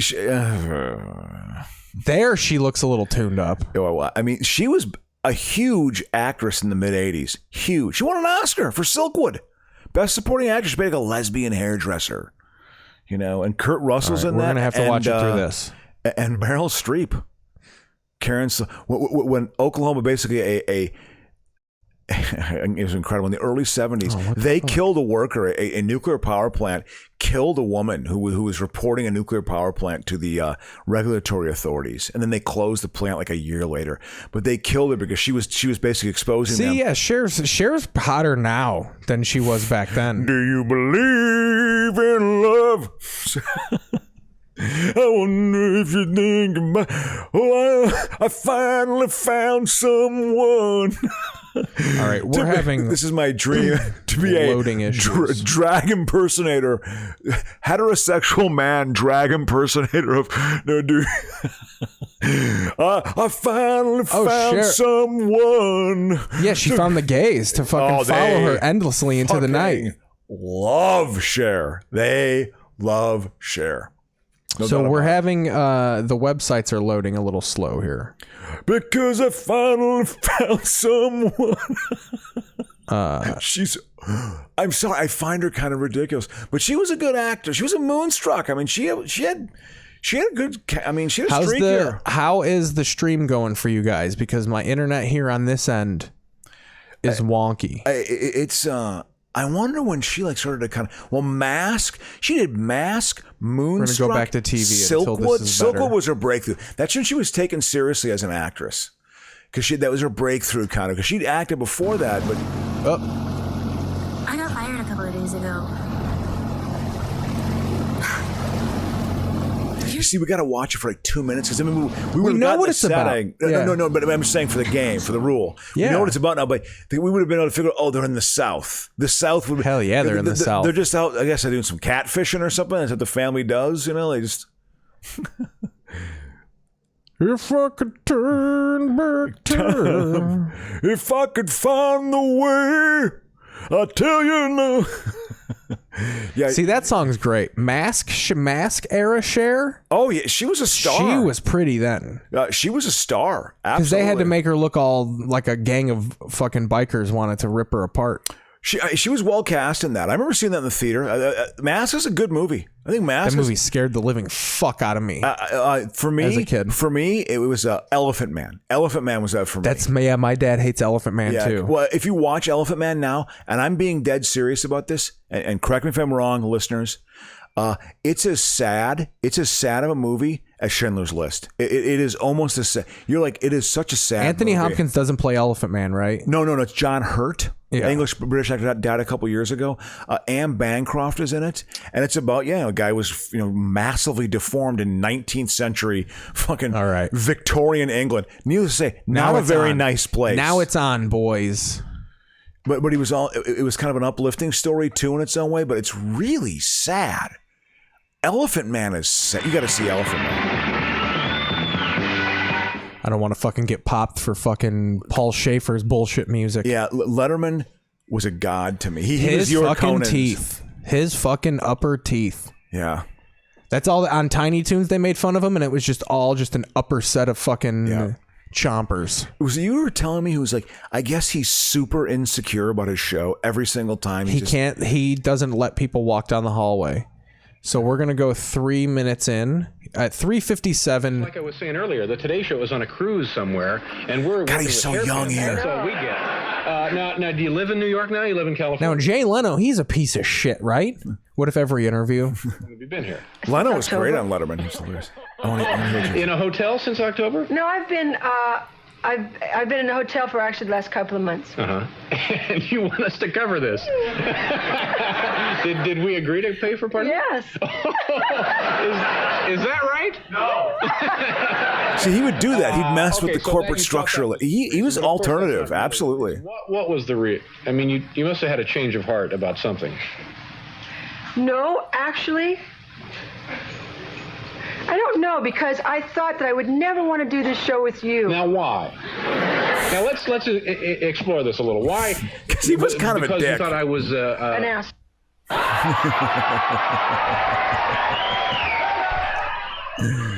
That was a huge moment. This fucking twat. That got a huge response. They're first not booing, they're just chanting, share, share. He pulled that out well. I mean, he was a true hero for me. So that happened. True comedic hero. Doesn't that add more flavor to the history, though? Yeah, like exactly. See that I don't remember that Letterman. I remember that well. His teeth weren't even that far apart by the time I got to David Letterman. The one I don't remember that everyone talks about was when Andy Kaufman was on it. I was still too young because his show started in '82. I was like 12 or 13 years old. I just didn't really get it. I didn't really start getting Letterman until I was 16 and 17. My brother, I mean, in college, if you were a college student in the mid '80s, Letterman was like, it was like Conan O'Brien until the late '90s or something. You know what I mean? It was very much that same sort of like, he was an alt guy. You were hip if you liked Letterman. And that's what turned me on to him. And I started getting the jokes of it. Like when I look at him, he was an early comedic inspiration for me. And look where it's taken me. Also, guys, I mean, Aponte, if you want to be the president of the podcast, that's fine. He wants to be the president of the show. Absolutely. But he says, I don't mean to pull rank on Jake. His name is James. You got to know the name of your constituents if you want to run them. So I think that loses you the election. I think we need a recount for the president. So yeah, I wonder who's going to be on Biography this week. I have to admit it, I'm not going to watch it. I'll be going to a It might be coming party. to an end. I think this might be one of the later ones. I don't know how much they're doing. Yeah, because it's also because it's just the same story. We got the last 15 road trips. So check this out. He's going to break down. We all drove down here together. What? This dude's still playing that Then role. explain to me how the friggin' car got blown to hell. Oh, it's Fred Ward. Well, see, it was stolen. That's right. It was stolen. Tell him, Kyle, wasn't it? Uh-huh, exactly. Stolen. It's Fred Ward. What about the damn credit card? I thought it was the prick. It was in the glove compartment, and that was stolen Breakfast too. Club. So he's making up because they bought a bunch of shit. They stay at a black fraternity. He falls in love with a big giant black girl. They show that at the end. Come on, That's the girlfriend. Josh? What if he blew a fucking hole in her chest? That's what I want to make a movie. Where like something I've talked about how like 20 minutes in someone dies, the main character dies, and then it's just an hour of credits. That's a movie I want to do. But also one like this where it's a comedy the whole time and then he turns around and he fucking blows her head off. And just for the last 20 minutes, it's Josh being inconsolable. Just a completely different ending to a movie. Just a mess. Just Wild Hogs that bitch. You ever see the movie Wild Hogs with Tim Allen? Of course I have. That was supposed to be a hardcore R-rated comedy. And then they edited it to be a PG, like PG-13. complete family. Yeah, exactly. God, it's amazing. Tim Allen was supposed to grab those fucking knockers in it. And that used to be a joke about an opening joke. You want to know when you're getting middle aged? When you watch the wild, not when you have a receding hairline. Remember that? Not when the libido doesn't work like it used to. Phillips. Bad joke. Todd Phillips did direct this. What was Reitman's association? Was it his production company? It was. Yeah, he produced it. Because Reitman, I think he directed Ghostbusters. It was the opportunity right? for from the people that brought you Ghostbusters. Yeah, exactly. That sold this movie a lot. I'm sure. Because he's also was the stoner in Clueless. So this was one of the first times like Breckin Meyer is going to speak words. College? Yeah. The window He's still of had a career going. opportunity So she's going to break up with him. fun. She hasn't even seen the tape yet, and she's about to break up with him. Ugh. It is? Do you want the true spoiler? Yeah, I do. The tape is just Tom Green staring at the camera. He like replaced the tape. So it ends up being they went down there for nothing. But he gets an honest response. Yeah, they end up because the Does whole he realize that he should also break up? we passed through this. They've been together since they were like 5 years old. They're like childhood couple. Oh, well, that's a little odd. Yeah. then now it got weird. And that's part of what she said. Like, we're in college. We've been together forever. Do you know anyone who married their high school sweetheart? Yes. Yeah. Not even high school. My two people I went to middle school with, they started dating when we were in 8th grade, tail end of 7th grade into 8th grade, and they are married. He's got a fucking great job. He rehabs houses. He posts pictures of like staining staircases. So they got like 8 kids. Like, they're great. Good for them. It's like a true blue. Good for them. They've been together for like 27 years or something like that. Wow. So yeah, I mean, good for them. Since they were like 12. She would because that usually doesn't work. He was right? a couple years older than us. He was like a held back 8th grader, and we were like legit 7th grade.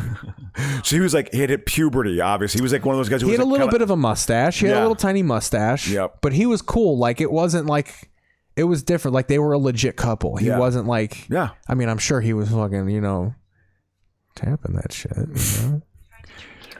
That young, couples, again, so young. 7th grade was when couples started to have sex. Here we go. Which is it too cuts young. off. Funny. That's good too. Look at that phone. That phone is such a relic from my fucking childhood. Yeah. We were all about being able to see through the cases of stuff. Yeah. That was a weird little phase that I never we want to see understood. the inside. We want to break through the walls. God. Got to see through the walls, man. God. I remember that. The hell is this? Hey, Ruben, I can see myself on the TV. I think it must be rewound. Very. Yeah. And so he's been saved. But she's breaking up with him? She already did. What was her reason? Because they've been angry. together forever. Okay. And they need to explore. Like we're growing in different directions. Here we go. Yeah, pretty much. Oh, loser. You always have sex with the girl one last time before you break up. Everyone knows that. You It's do. not like that. You do got to see through. That's the what phone. my experience has My been. sister had the one that was like totally clear, the corded phone. Yeah. From the 90s. I don't think so, Kyle. So here we go. Check this out. Exactly 46 hours, so I got to get back. Although I'm going to fail anyway, so it doesn't really matter, but... Which class was it? Ancient philosophy. Well, I could teach you ancient philosophy in 46 hours. You can? Yeah, I can teach Japanese to a monkey in 46 hours. The key's just finding a way to relate to the material. Do you know a guy who's like a savant like that? Who like... I went to the University I of know Chicago a couple and I people. don't. It's not quite like with book shit, but a dude where like you say something off the hook and they're like, I could do that for you. Yeah. And they get like, yeah, it's totally easy. Like I used to say weird shit about like, if only I could get 2 computer screens and like not have them be 2 separate things, but like meld them together. And I knew Trailer Trash. I was like, I could do that for you.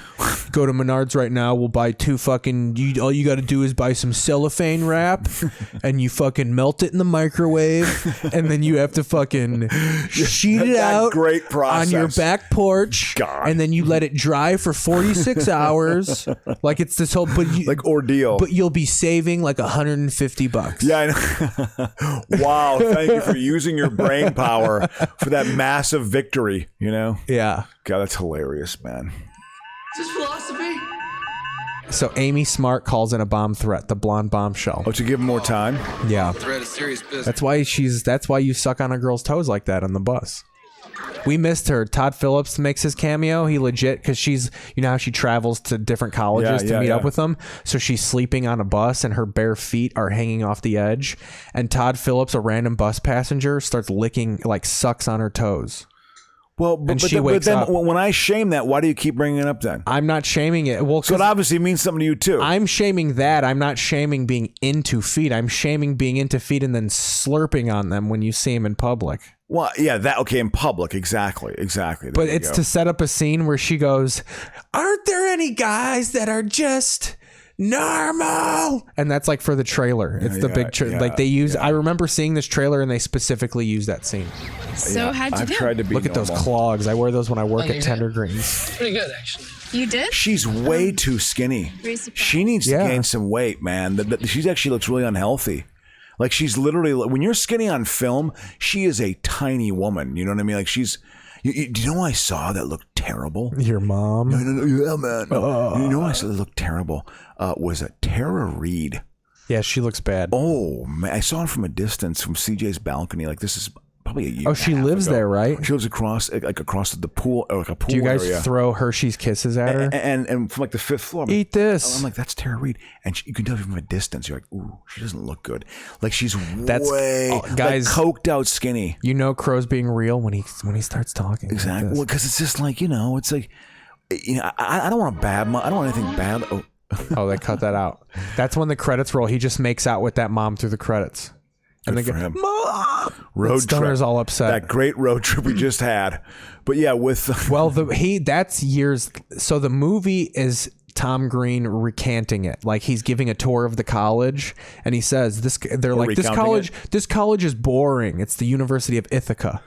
Yeah, okay. And he was like, the University of Ithaca is the greatest place in the world. And he was, this is the setting for the greatest story ever told. And is that how they set it up? Or that's how the movie ends? Yeah, no, that's how they set it up. So the movie is Tom Green telling his tour about like telling the audience this is the greatest story. That's hilarious. That's hilarious. My buddy Josh. Yep. So yeah, so Aponte, we don't have to Zoom. We're on doing the show live on YouTube. This is the drugs. I want to hear more of This Week in TV history. Oh yeah, we're going. So it was Johnny Carson's final appearance. You want to get a little taste of this? Absolutely. I actually did not. I had just moved to Chicago. Oh my God. I mean, we literally got this 2 weeks, maybe 10 days after this. I had my grandpa died like a day after Johnny Carson died. Now, the tension has been building in the last few minutes as we await Countdown the final to Johnny Carson show. And so people have been practicing now. You have to forgive us, but we've been working to cue you. We're a little gay. So in just a few minutes, we're going to turn around now. They literally tried try making this an event. I mean, it was an event. But I mean, you have to. I mean, the last 10 years of Carson, dude, he airmailed that show in. He airmailed that. Oh yeah, he had divorced his wife. He probably just needed to pump cash into that alimony at some point. I think that he had 4 or 5 different wives, and one of them in particular soaked him for like a ton of money. 62 is a day I'll always remember. I was 36 years old. We're gonna do a fucking montage again. Jesus fucking Christ, he's just back there being a tyrant. I want to hear this. Yeah, exactly. Well, I guess again, he and Ed McMahon, I guess, were totally good friends in the 60s and into the 70s. But by the late 70s, early 80s, I guess they just totally... I heard this story that Johnny's son died. Yeah. And he did a show and he talked... Like, I guess he talked about it. He was talking about it during the show. And he told old boy, his producer, Glenn or whatever the fuck, the famous producer, the Gelman of his time. Yeah. Basically told him, like, let me go. Like, don't worry. But old boy thought he was about to cry. So he cut to commercial during Johnny's fucking thing, and Johnny never forgave him. Like, let him work on the show, but I guess after that, like, they were done. I'll never talk to that Jew again. Well, yeah. But that wasn't related to Ed McMahon. Ed McMahon was Rob, the sidekick. his name is James. It's not Jake. But Ed McMahon was a sidekick, and they were good friends. But I guess just to the core, I guess he would rip on Ed McMahon a lot. Like, he was very cutting. Again, like when the cameras were off, he was a very kind of like sarcastic, biting guy. Johnny Carson was. Yeah. You know? He could be Jake. Yeah, you're right. James Webb is James. So, yeah, look at these. On the James Bailey on the show, you're Jake. See, to me... late 70s Carson was when he was at his height to me. He was at his... That's like an unheard of level of like that picture of Carson. Like, you only see that in books about the history of comedy. Yeah. Look at the peacock. Look at that 80s. I remember that. No, that was 70s, dude. Totally 70s. Here's Israel. Well, yeah, it was in New York. When did he go to L.A.? I think it was in L.A. first. No. It was in New York. It was in New York the 70s. first. That's in a book I read. Yeah, I think it was early 70s. Because then he just fucking slurped up the Comedy Store. Yeah, I think it was. He legitimately just sent a booker there and was like, book comedians. Yeah. God. And then I'll hold their fucking careers on the tip of my thumb. Can you imagine? I mean, what the... Thumbs up or... Do you know, I'm like fucking Caesar out there telling jokes and smushing careers. Yeah, Kingmaker. I think it was 72 they went to Burbank, or 73. I get, yeah. Dude, Aponte's all on Molly in the chat. Was this was the last episode? 1992. This was 92? This is during my lifetime. This is just on the cusp of like your awareness. My outside trauma memories. This was the Trailblazers Bulls series was going on with this. See, I don't remember that. Yeah, no, I remember that. No, I had moved to Chicago. I just graduated from college. I only remember Jay Leno. How sad is that? I only remember Jay Leno. Yeah. Because Carson was a legend. No doubt about that. He was. I mean, he was. I guess in the late NBC was the third network back then. CBS number one. It was the butthole. Yeah, of TV. it was. It was before Fox. But the Carson, this show, Tonight Show, it made 20% of the revenue for NBC. I like the idea. 1/5 of the revenue, I guess. You know how the hosts will do the like. They'll take a drink of water. They'll do something during the applause. Yeah. I like the idea that he does this long drawn out thing, pulls out of bed, sets his sheets, and then just blows his fucking head off on live TV. God, Jesus, that's dark. The studio so emotionally high from last Have you guys ever heard of Bud Dwyer? Robin Williams and Bette Midler for last night for giving us a next to closing show. I want to thank them. The cigarettes have taken a toll on my voice. The show tonight is our farewell show. It's going to be a little bit quieter. It's not going to be a performance show. And one of the questions... I'm phoning this fucker in. You know, usually these things are big galas and you put a lot into it, but not old Johnny. God, this was... Old entertainment was still around. That tape you just saw, make it run backwards. I'd like to do the whole thing all over again. It has been... So fuck it. I'm coming back 30 years. Fuck Jay Leno and Dave Letterman. They could both... I'm sitting on their faces right now. Yeah, he... a lot of fun. Again, as an entertainer, it's 20% of the revenue in my life, and I cannot imagine finding something after I leave tonight in television that would give me as much joy and pleasure and a sense of exhilaration. Cheating on my wife. Yeah. Which I did 47 times over the years. That's twice a year. He was a total LA legend, man. Like he was a fucking LA legend. Those layovers in Fresno, you know what I'm talking about? See one more story about my leaving the show. Johnny's good because you can do him anything as long as he is being aggressive. I went into a library today. Checked out a couple what was of good books. about him is he was a good listener. Get this kind of publicity. Seriously, he's a good listener. The press has been very decent and honest with me, and I thank them for that. And I remember. Here we go. Look at this fucking gay hater. Good for you has to taste boring. Know what our answer is? New Chick-fil-A Grilled in Lights. That's right. Those vegetarians who live in San Francisco. What if it was Christ on the cross? Who want you to eat vegan food? They're wrong. It doesn't taste good because you're stupid. You need to eat nothing but carbohydrates at all times. And make sure you get type 2 diabetes, okay? Make sure you get that. And then when the pandemic hits, 600,000 of you die. New Miatas from Med Center Mazda. Miatas were big in the 90s. Yeah, that was kind of like that was the Fiero. The Fiero was to the 80s. Yeah, we fucked with a Fiero as teenagers. My friend Chunk had a Fiero. God, that's such a fucking 80s car. It's so bad. It was very not fucking. You fit two people in it. Oh yeah, exactly. Big savings, big quality at Med Center. You thought you were cool. Big savings, big quality, small dicks. Yep, those are the jazz. Juka, look at him sitting there. I'm going to sit here the whole fucking time. This is a strike. I'm going on strike. This is what's going to happen. You're going to fly this fucking television show to fucking Guam, and we're going in. Every profession. You ever hijack a television show?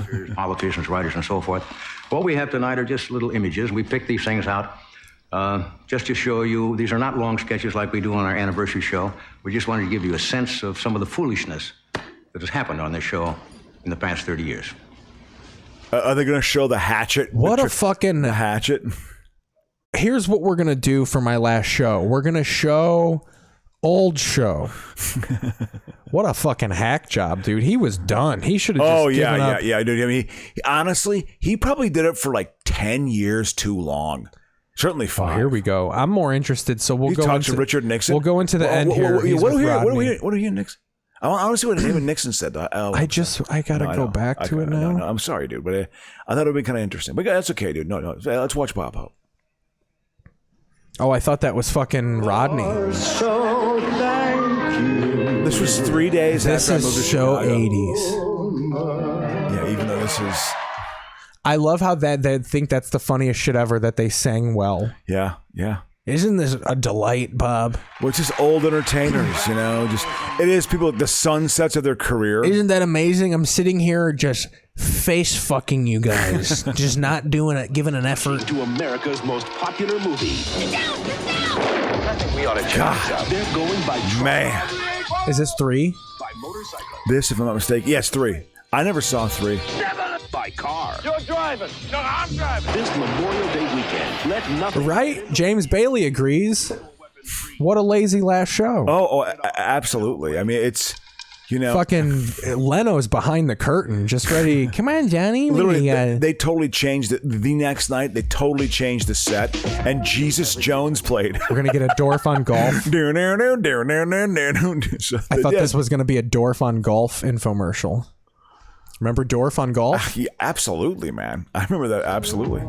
By the way, I watched some of the PGA Championship last weekend. Good thing Phil Mickelson Ponzi scheme got away with being in a Ponzi scheme. He did. Wow. Yeah, he did some insider trading shit, and everybody but him went away for it. My uncle Ed hates Phil Mickelson because of that. Interesting. Hates his guts. I know, like the course they played on. The course they played on was like.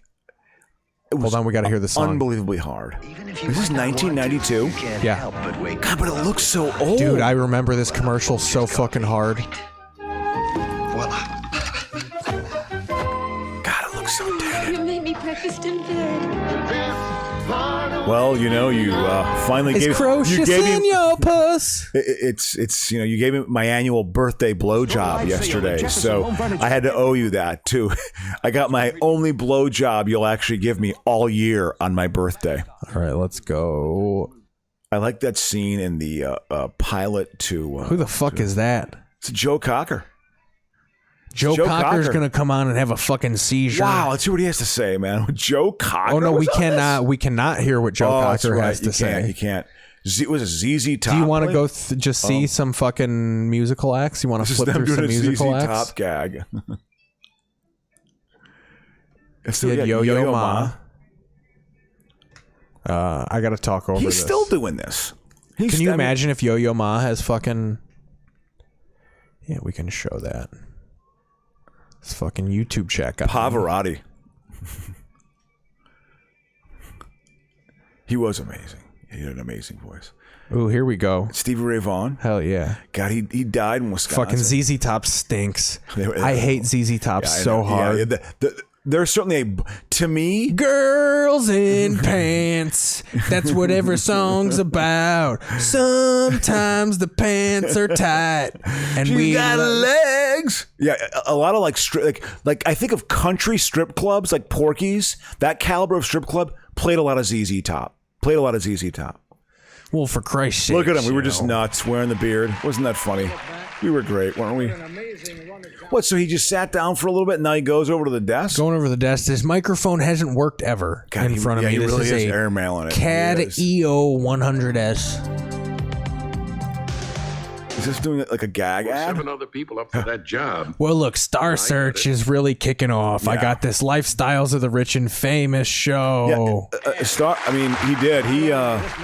I'm bigger than you, Johnny. I'm going to blow your fucking brains out after this show ends. Again, I guess they didn't talk the last 15 years. You, me, in the fucking parking lot, Johnny. Can you imagine it's just a job. You just don't like the person, but you got a lot of money coming in. Oh, it's so fucking soulless. And is not hip is not to know the meaning of the word hip. Believe me, folks. My grandparents were probably bawling. Oh, my grandparents were big fans of Carson. And my parents were too. So what's up? Are we done with this? Do you want to go to the end and see what he looks like? Sure. Yeah. Get some if we get some emotions from this old crow. Oh, look at the virtue signaling from Doc Severinsen. What's that about? No, that's a Nazi flag. But, I'll be with the Phoenix Symphony Orchestra and the Buffalo Philharmonic. But before we leave here, I want to thank you, Johnny, for saving my life. I guess they were actually pretty good friends. Joy, and it's going to be. Magna V8 out hauls, out toes, like they were good buds. Severinsen and him were good buds to the end. And well, how do you feel? I've done nothing this whole show. And so it has come to this. I am one of the lucky people in the world. I found something I always wanted to do. And I phoned it in for the last 15 years. I want to thank the gentleman who shared this stage with me for 30 years, Mr. Ed McMahon. Mr. Doc Severinsen. I've never shown Doc on TV until now. No, he was first time. He always had Severinsen jokes. I can only tell you that it has been an honor and a privilege to come in here. ZZ Top wrote a song about LaGrange Road. Oh, absolutely. That's her hit. That home out on LaGrange. How, ho, ho, hey, hey. Have you ever heard that song? Yeah, but I didn't know that was about the LaGrange Road. No, it was not. But it was about on I-55. It's about West Texas. Texas. Tumbleweeds. Coming up to Stevenson over there by the quarry. You get on LaGrange Road. Is that... Look at that fucking... Is that the Native American that accepted the award for Brando? Look at this crowd. This is like not even the audience. They're showing like... I remember thinking the 90s was a new time, but it still looked like the 80s. Again, Kurt Cobain, he kicked the door. Johnny knew it was over. You know when he knew it was over? When Arsenio Hall was So on. we got a unavailable. Yeah. There was a 1995. Here's the big one, though. Yeah. 1963, NBC purchased the rights to the AFL championship game. This is not... still Jesus fucking Christ. Oh, man. Yeah, you couldn't download it. Damn, because I think the 63 AFL championship game was Chargers Oilers, I want to say. I could be wrong. The Oilers were a force in early AFL, but the Chiefs, Jets, and Raiders were the best teams of the AFL. The Broncos stunk. The Chargers were inconsistent. The Bills had some good moments, as did the Oilers. Fucking the Frisco Broncos were the worst team of the AFL. The Broncos were the worst team of the AFL. They didn't make the playoffs until 77. Here we go. The year look at this. It matched the San Diego Chargers against the Boston Patriots. Oh, Boston Patriots. It was the Patriots. Wasn't that the original like K-gun Chargers? They had like the fucking... yeah, well, there's a famous guy, not Sid Luckman. Not Sid Gilman. Sid Bream. God, no, not Sid. There's a famous, like the West Coast offense truly started with them. Lance Allworth was a very good receiver for them. I believe at this time. He's in the Hall of Fame. He also played for the 72 Cowboys with Ditka and got the first Super Bowl ring for the Cowboys. Ditka sausage. Ditka caught a touchdown pass in that game. Again. Road pitches wide to Lincoln. The versatile fullback. Look at him just running wide. There's nobody at that game. Well, it's also like, it's just the speed was not there to catch him. The Boston Patriots played in this game. There's people probably like, you better keep running to go get a job after this. They're obviously playing in San Diego. That would have been a flight. I'm sure they just got San Diego ruled the AFL, right? No, you didn't hear my little... No, I'm not saying that. I'm saying, like, in general, they were always good, right? No. The three best teams were the Raiders, the Jets, and the Chiefs were actually a really good AFL team. Early AFL, Chargers were decent, but they really weren't that. They weren't one of the top teams. The Broncos were the worst team. They were the doormat. Yeah. The Patriots were inconsistent. Oilers were good early. I think I remember hearing that when they absorbed the league, everybody was like, "Why are you letting the Broncos come in?" Yeah, the Broncos were terrible, but it took till 1977 for them their first playoff berth, and they went to the Super Bowl. They hadn't been in the playoffs in 17. I mean, their entire franchise history. They were not good. Joe Cocker is a god. He's the god of AIDS. I bet you he's the fucking patient zero. He's not. No, he died just a couple of years ago. He was he only did covers, right? No, Joe Cocker was at fucking Woodstock. I know, but singing a cover of... I'm saying he only... I don't think he did originals. No. Here's up where we Let me belong. see. I've gotten into arguments. Where the eagles fly. There was the song of Officer and Gentleman, which you like to shit on. Even I don't your like father that likes movie. It. It's a solid movie. Yeah, but my dad only likes it because Lou Gossett Jr. and old boy beat the living Christ out of each other. It's got everything. It's got like things for men, things for women. There's a relationship thing going on. It works. What was I looking up? Is up where we belong. Oh, did Joe Cocker Joe Cocker. Oh, let me just ask Aponte. Did Joe Cocker do originals, Rob? I think he had his own music. He did a lot of covers too. He did a lot of covers. Yeah, he did cover, but I think he did some original. Oh, look at that! It was John Hadel, their quarterback. Highway to Patriots. No, this is before his time. I like the time codes on it. That's how little of footage they have from this. Look at that crowd. That's got to be at some like just public high school stadium in San Diego or something. Lincoln's not finished yet. He takes another path from road. Lincoln. Tiptoes down the sideline for another long gainer. God. Another long gainer. This is when they legit called it pay dirt. Oh yeah, absolutely. I still call it pay dirt. The Chargers are really rolling. Road on Limbers is on. Can you imagine there's black guys down there? Makes a tremendous catch. Were they like did they do, because the ABA was famous for like embracing the wild. We got a different colored ball. We do fucking swirly They had dunks. the 3-point play, the 3-pointers. Did the AFL have anything like that? They passed it a lot more. the passing league. They passed it a lot more, which was smart, Hadel was the quarterback. 21, I think, is it John Hadel? Yeah, he was the quarterback. The Chargers won this game. Choice as player of the game. At halftime, we threw a child through the uprights as a contest. Their halftimes were preposterous. They did have a high school band. Well, that was it. Wow. 62, they had an AFL championship, but it wasn't on TV. Oh, that was the Texans and the Oilers? Yeah. Because the Texans were the Chiefs. Texans and the Oilers. Chiefs were the best. Honestly, Chiefs were the best team in the AFL. They were the best team. They won Super Bowl 1 and then they won Super Bowl 4 against my beloved Vikings. We got the Shining debuted this week, so we got the Shining trailer here. Some quick history, guys. When this I is quick history. Lived on the farm. When I saw this, I was mortified. It's when just I saw this blood commercial. gushing, right? No, but just this preview. We have to keep it. It just this preview. I literally would watch it in horror like this. I watch it like this. I have hands over the eyes, but I'd be looking through it. Why didn't you just leave the room? Because I actually was excited by it too. Because it was actually, it was an enjoyable thing, Because what they say about like my love of horror movies, I said with a lot of kids, young boys in particular, adolescent boys, it's the beginning of sexual awakening. The horror kind of brings that in. It's sort of that's part of the reason why there's people are fans of it. Until you actually start having your first wet dreams. Gee, this is like the end of the movie. I know. Jesus Christ. This is a preview? I think blood. Yeah, here we go. Blood is like Johnny Depp and fucking Freddy Krueger. Yep. This is pre-Krueger though, right? Oh, absolutely. This is 80. This movie, I think, honestly, Keith, I could be wrong. I think this movie was filmed over a 5-year time period. Do you know why? I literally think it was that long, or it was something. Those look like incredibly rose petals. Do you know why this shit like this didn't scare me as a kid? Because I saw too many behind-the-scenes documentaries of like, we used cranberry juice and ketchup. Exactly. The behind-the-scenes documentary was very much in the now when I was a kid. Yeah, absolutely. It definitely started. And that's where Blair Witch did well, is Blair Witch saw that and they made a fake documentary to go along with the fake movie. So they made a documentary about like, here's the real legend that Blair Witch is based on. And that was also fake. Yeah. Yeah. Good for them, We are going to compare trailers here. So All That Jazz and a Kurosawa movie were awarded equally at the Cannes Film Festival. That's the best film. And I just like the idea that Roy Scheider dancing around. We're not going to be able to really play music on this. Well, this was what's his face's direct Bob Fosse. Bob Fosse. It's about him, right? Yeah, it's kind of a biopic, I think. Yeah, based on him.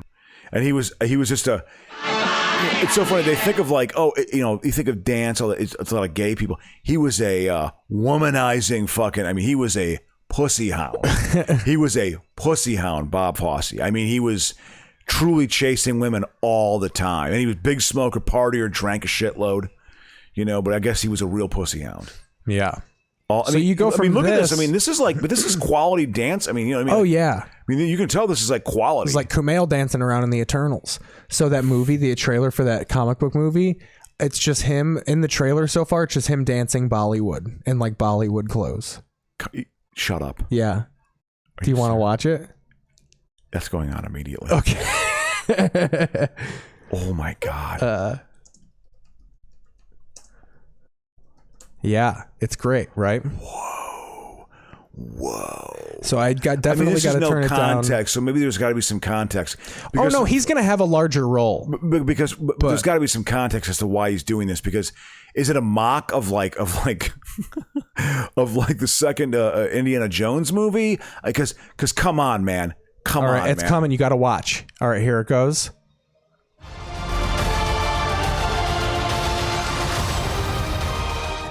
There he is. He truly is Uncle Muhammad. Oh my God. It's so weird seeing him be this. I'm trying to catch it on the rise up. No, that was good. I'm trying to catch it on the boom.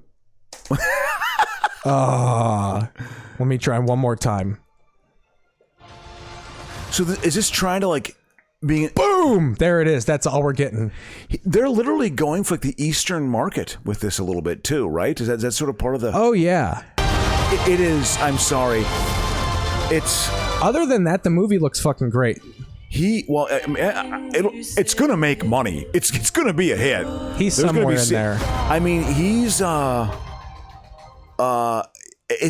amazing. It was a good move to do. He is a freaking flat out. He's a climber, star. baby. He is a flat out movie star, man. There's just no doubt about that. It's crazy.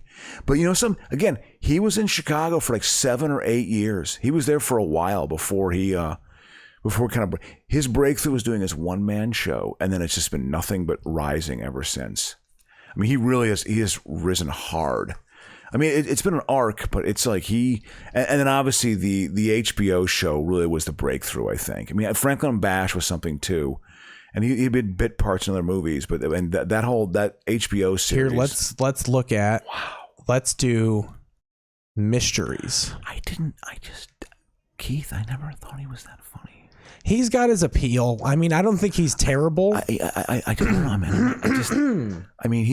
He deserves what he gets because you want to know why? He's worked. So here's what else happened. A lot of finales this week because it's getting to the end of TV season. So Star Trek The Next Generation finale airs in syndication 1994. I watched that. 1974, The Dean Martin Show last airs. Wow. 1997, Tim Allen arrested for drunk driving in Michigan. 1977? 1997. Ooh, 97. Yeah. Was it, and he wonders, he's such a relic. 1977, The Brady Bunch Hour last airs on ABC. I saw that. It is so fucking bad. Was it like a daytime talk show with the Brady Bunch or something? No, it was a special they put on. Like, hey, we're gonna wear flares and sing songs and Greg and Marsha are fucking. They're over fucking now because they were fucking in 73. But yeah, it was. I mean, the Brady Bunch, that was like of Gen X, boy. Whatever. There was a theater. The annoyance. Backroom Window is just have an original. The people would just do Brady Bunch episodes. That's what it was. That was the theater. They'd act out Brady Bunch scenes. Here's also big. Thinking it was great. In 2016 and 2018, respectively, Weinstein, Cosby, and Morgan Freeman are all arrested / stand trial or accused of rape or sexual assault. 2016 and 18. So in 2016, it was Cosby going to trial, and then Morgan Freeman got accused of fucking his step-granddaughter when she was like a child. And then Weinstein goes to trial or turns himself in 2018. It's been 3 years only? It feels like it's been so much longer. 1969, Jerry Lewis's second show run last airs on NBC. NBC had they were tied into the Rat Pack, man. They were very Vegas-y. They were all the bishops, Frankie Bishop, Joey Bishop, Ronnie Bishop. Yeah, Bishop Von Bishop. No, but it was Dean Martin. The Dean Martin Show was like number one for a couple years. It ran from 65 to 74. 1994. I don't recall that show at all, though. I was too young. Episode of Arsenio Hall, 1994. 1995, actor Christopher Reeve paralyzed. I remember the news breaking. Yeah. I very much remember 95 on is like... That's your threshold year. Yeah. My fucking consciousness was fucking flowing. Because I remember Christopher Reeve going down. Yeah. Rest in peace. 1979, the premiere of This House on Gibraltar Street. Never saw it. Based on the 1960 capture of Adolf Eichmann in Argentina. Oh, I remember seeing that. Yeah, I did see that. Yeah, absolutely. What am I saying? I remember that. 1982, Leonard Maltin's first appearance on Entertainment Tonight. 1982? Yeah. All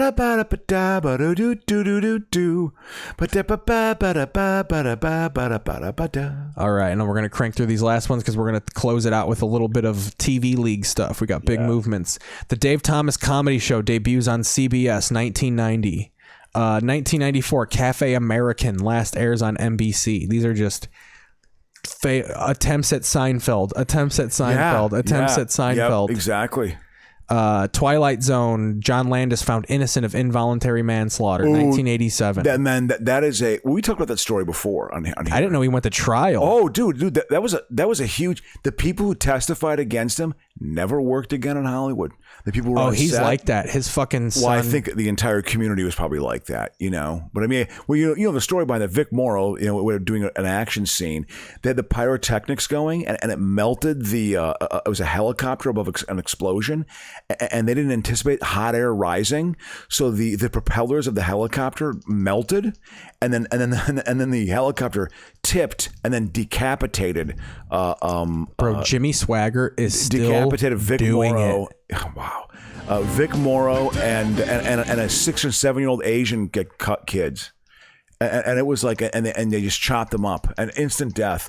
And so what it was is they had been filming 2 days. They were behind schedule, and they had like back-to-back 16-hour days. And it was in like the end of the second 16-hour day. So everyone was really tired on set, and you can't work kids that long. So all these violations were going on, but he was found innocent. But people who testified against him, But he totally did it. Well, I mean, whatever. It was just you're the director of the buff. Oh, this is a great show. So this show is great because it's about like Oppenheimer. No, it's about like Rockefeller and shit. But they always, what they do is like, he was walking down the thoroughfare and he saw a piece of iron strike the hoof of a horse. I know. And he had an idea. I know. It's so sensational. It's like, no, he stole it from a black guy. No, well, I don't know if it was that. 1981, Nightline extends from 5 nights a week. It goes to 5 nights a week. What's interesting about this is they show like the interworkings of like early wealth in America. Rockefeller is deemed the wealthiest human being ever. He was in the late 19th century when they had to finally break trusts up. So 1989, Margaret Ray pleads guilty to breaking into David Letterman's house. 89. Well, yeah, that was the same stalker I had was the same type of stalker he had. Erotomania. Nice. She thought they were in a relationship. Hell yeah. Yeah. So yeah, I remember I guess he dealt with it pretty well, but he wasn't like filing charges against her. She was just a deeply disturbed woman. She was batshit. 1996, John Tesh's final episode of Entertainment Tonight. I remember that. Wow. I don't. I was living here. In chasing tail, man. Going to all the places they went in swingers. Yeah, absolutely. I was hanging out at the fucking Dresden.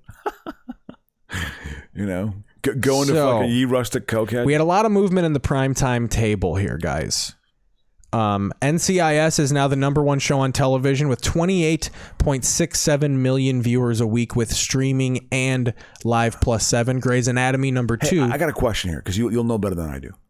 So how many spinoffs does NCSI have? NCIS Los Angeles, NCIS New Orleans, and I think they might have one more in the works. And who tends to? Is it Chris O'Donnell? Chris O'Donnell's in L.A. And him and LL Cool J, yeah. right? Scott Bakula's in New Orleans. Okay. And then that's it. Oh, Mark real Harmon estate is mogul. What does Trump have to say? He's such a piece of shit. New show shooting up the fucking ranking. What a con man. God, what a con you really hate him. Oh. Shadow and Bone, a new Game of Thrones type show on Netflix. 22.092 million accounts on Netflix. It's a game show? No, it's like a Game of Thrones type show. Like a medieval type of show. What's it called again? Shadow and Bone. Yeah, that's the name. And what network's it on? It's on Netflix. Okay, yeah, God, they did that well. Jesus. And then the new season of Handmaid's Tale came out, so that has shot up to #4 in the prime table. Is that pretty good? Oh yeah, dude, it's great. That is Trump. That's basically a show where women are only there to have babies. Yeah, and yeah. Basically, women are slaves and shit. Yeah, it's very much. This dude becomes president and creates his own country. Like he seeds the United States, and they become like, what's the city called in Handmaid's Tale, Larry? Hey, babe. Yeah. What's the country called in Handmaid's Tale? Gilead. He renames the United States Gilead. Yeah. So I like that. It's rich. It's a kind of post-apocalyptic. It's a not a post-apocalyptic, but a dystopian future. Yeah. So the new season of that, I've seen the one in '90 from what Faye Dunaway was in. I thought it was okay, but this series sounds like it's better. So the new season, I don't even know if that has anything to do with that movie. Blue Bloods #5, 19.6. I think it's the season or series finale. So that was a big one. It was on for 2 hours. So I combined both hours. Yeah. The Voice is #6 now. Eat that shit, Voice. 13 million this week. Good. But I think I have correct information now. So it just wasn't as high as it was before. Okay. Then you have the same old players here. Some of these CW shows shot up. The Flash is out of the paid programming era. Huh. But yeah, that's a lot of the big movement. Yeah. Falcon and Winter Soldier, this is how much it dropped. So Falcon and Winter Soldier was up there with like 10 million accounts. Yeah. Now it's only at 6.54. So you see the Netflix numbers drop just like TV ones. I mean, what is it because it doesn't Well, grip it ended. people? It's over. Oh, okay. So like people are just waning down on watching it so much. And they have to wait for like another year. Season 2 or something. Yeah, exactly, to come out. Like Handmaid's Tale wasn't even in the league up this week, and I had to insert them. How many? We're almost done. I have a question about your metrics. What? So the reason that they're going down on Netflix is because Netflix releases all of the episodes at once. So there's going to be a huge uptick. Oh, a spike. Oh yeah, eventually? Shadow and Bone. So they track it That by makes sense. they track it by how many minutes they watched in millions. Most shows do hundreds of millions. Shadow and Bone is being watched for billions of minutes. Wow. So it's popular out of the gate. Yeah, absolutely. It's the new Bridgerton. So I'm sure Bridgerton was up there. How many episodes of that? Would they do 13 or 10? 8? 8 to 10. Yeah. 8 to 10? Yeah, that's about a season now. That's a Netflix season. Yep. Yeah. What's like a Hulu or an Amazon Prime? I mean, the streaming services are normally 8 to 12 episodes. Yeah. They like to keep it at 10. But you can handle the cost a little better. You know, absolutely. It's basically the price of a movie, but you cut it up into. I hate to. I can do that. Like I can write 10 episodes. I know that. Like you don't have to whisper it. Tell the business. You tell the business. We I have can enough. write that. I know that we can do that. I just know it. Hell yeah, dude. You know, we were teeming with ideas. Frankly, to the point that reining them in is sometimes difficult. You know, but it's that to me that's a good problem to have. I think. I don't know. We'll see. Maybe it's not as dramatic. You know, we went through and read my script line by line on Sunday. I think I told you because we had to get it out to these producers. And it was it took 7 hours. I went through and like literally every single word. But I don't know. I don't know if it's I mean, got the macho biography. Well, when I read it, I was a little bit like, you know, there were some things about it that I was like, I hope this is good enough. The imposter syndrome. I hadn't felt really not insecure, but just, you know, whatever. You know, it's something you're trying to actually go after. And there's 4 different scenes in it that I'm building. So I want to talk about one last thing before we close out the show. One last thing before we close out the show. Yeah. This is interesting on 2 fronts, this story right here. Sure. Miles Teller, who's just a random actor, he's insignificant in this. He's replacing Armie Hammer in a Godfather show. But this is a show about the production of The Godfather. He's going to play, it's a Paramount Plus series. He's going to play Al Ruddy, the producer of the 1972 crime classic, The Godfather. And he's replacing Armie Hammer, who is a fuck, murder, rape vampire. Alleged. We follow the law on this show. Wait, it's his. So Armie Hammer he's a famous actor. Yeah, I know. And all these women have come out and said that he bites you with vampire teeth when you fuck. He likes watching blood run down your face while he's fucking you and shit. He's like doing savage shit. Talks about cannibalism. Wants to eat bitches. Well, I mean, you know, again, we'll see if it's a truth. I wouldn't be surprised by any of this crap. At first, I was like, whatever, so what? He does it and he creeps women out. Like, he'll bring women home randomly and just spring this. Like, you think you're fucking Armie Hammer, and he's just like, oh, I want to eat you. Like, that could terrify some random fucking Hollywood bros. You have to admit it. You have to admit it. When you're truly chasing fame of that level, you are obviously wrestling with demons, right? Oh yeah, you're obviously wrestling with something, and you know who's wrestling with macho. And again, I'll say it, Michael Jackson was a pedophile, obviously. Allegedly. Yeah, no, allegedly a pedophile. Yeah, I think there's, you know, yeah. His biopic, when they eventually get to that point of doing his biopic, I think it could be a really good biopic. The 10-episode limited series will follow the making of the 72 gangster crime classic, The Godfather.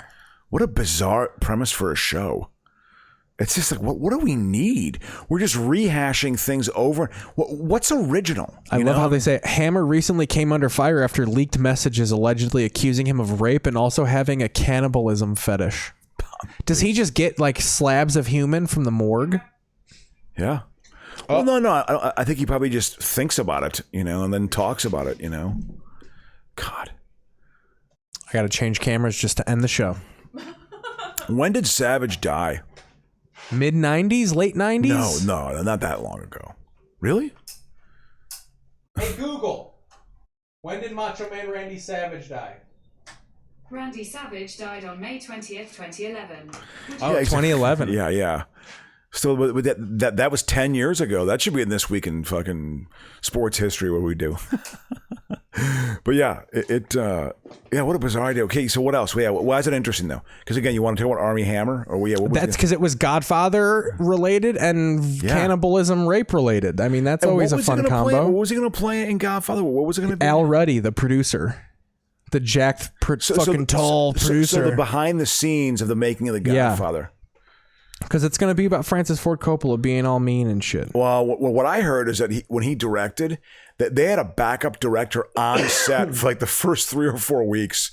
They were just, maybe that's common, but they was just like basically over his neck.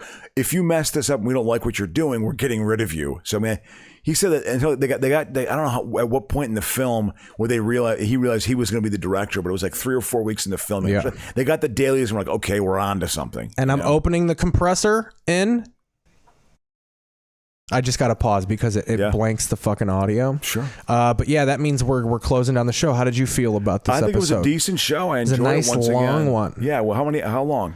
We're at about fucking 2 hours and 33 minutes, but that's with a 15-minute break. That's solid. That's solid. How did you guys feel? James, Rob, thanks for listening. Thanks for chatting along and keeping things going. We're going to hit you with the classic... Follow us on Twitter. Yeah. He's absolutely. Insecure Comic. Absolutely. I am Keith Pazel. KeithPaesel. Yeah, thanks for listening. Goddamn right, it was a good show. We'll be back next week live on Saturdays. We watch TV, so you don't have to. Yeah. Yeah. I keep trying to make it go until the end. Yeah, it's okay, man. But yeah, we're gonna hit you with that real song. All right. Thanks for watching, guys. Look at what he's wearing. He's just a clown.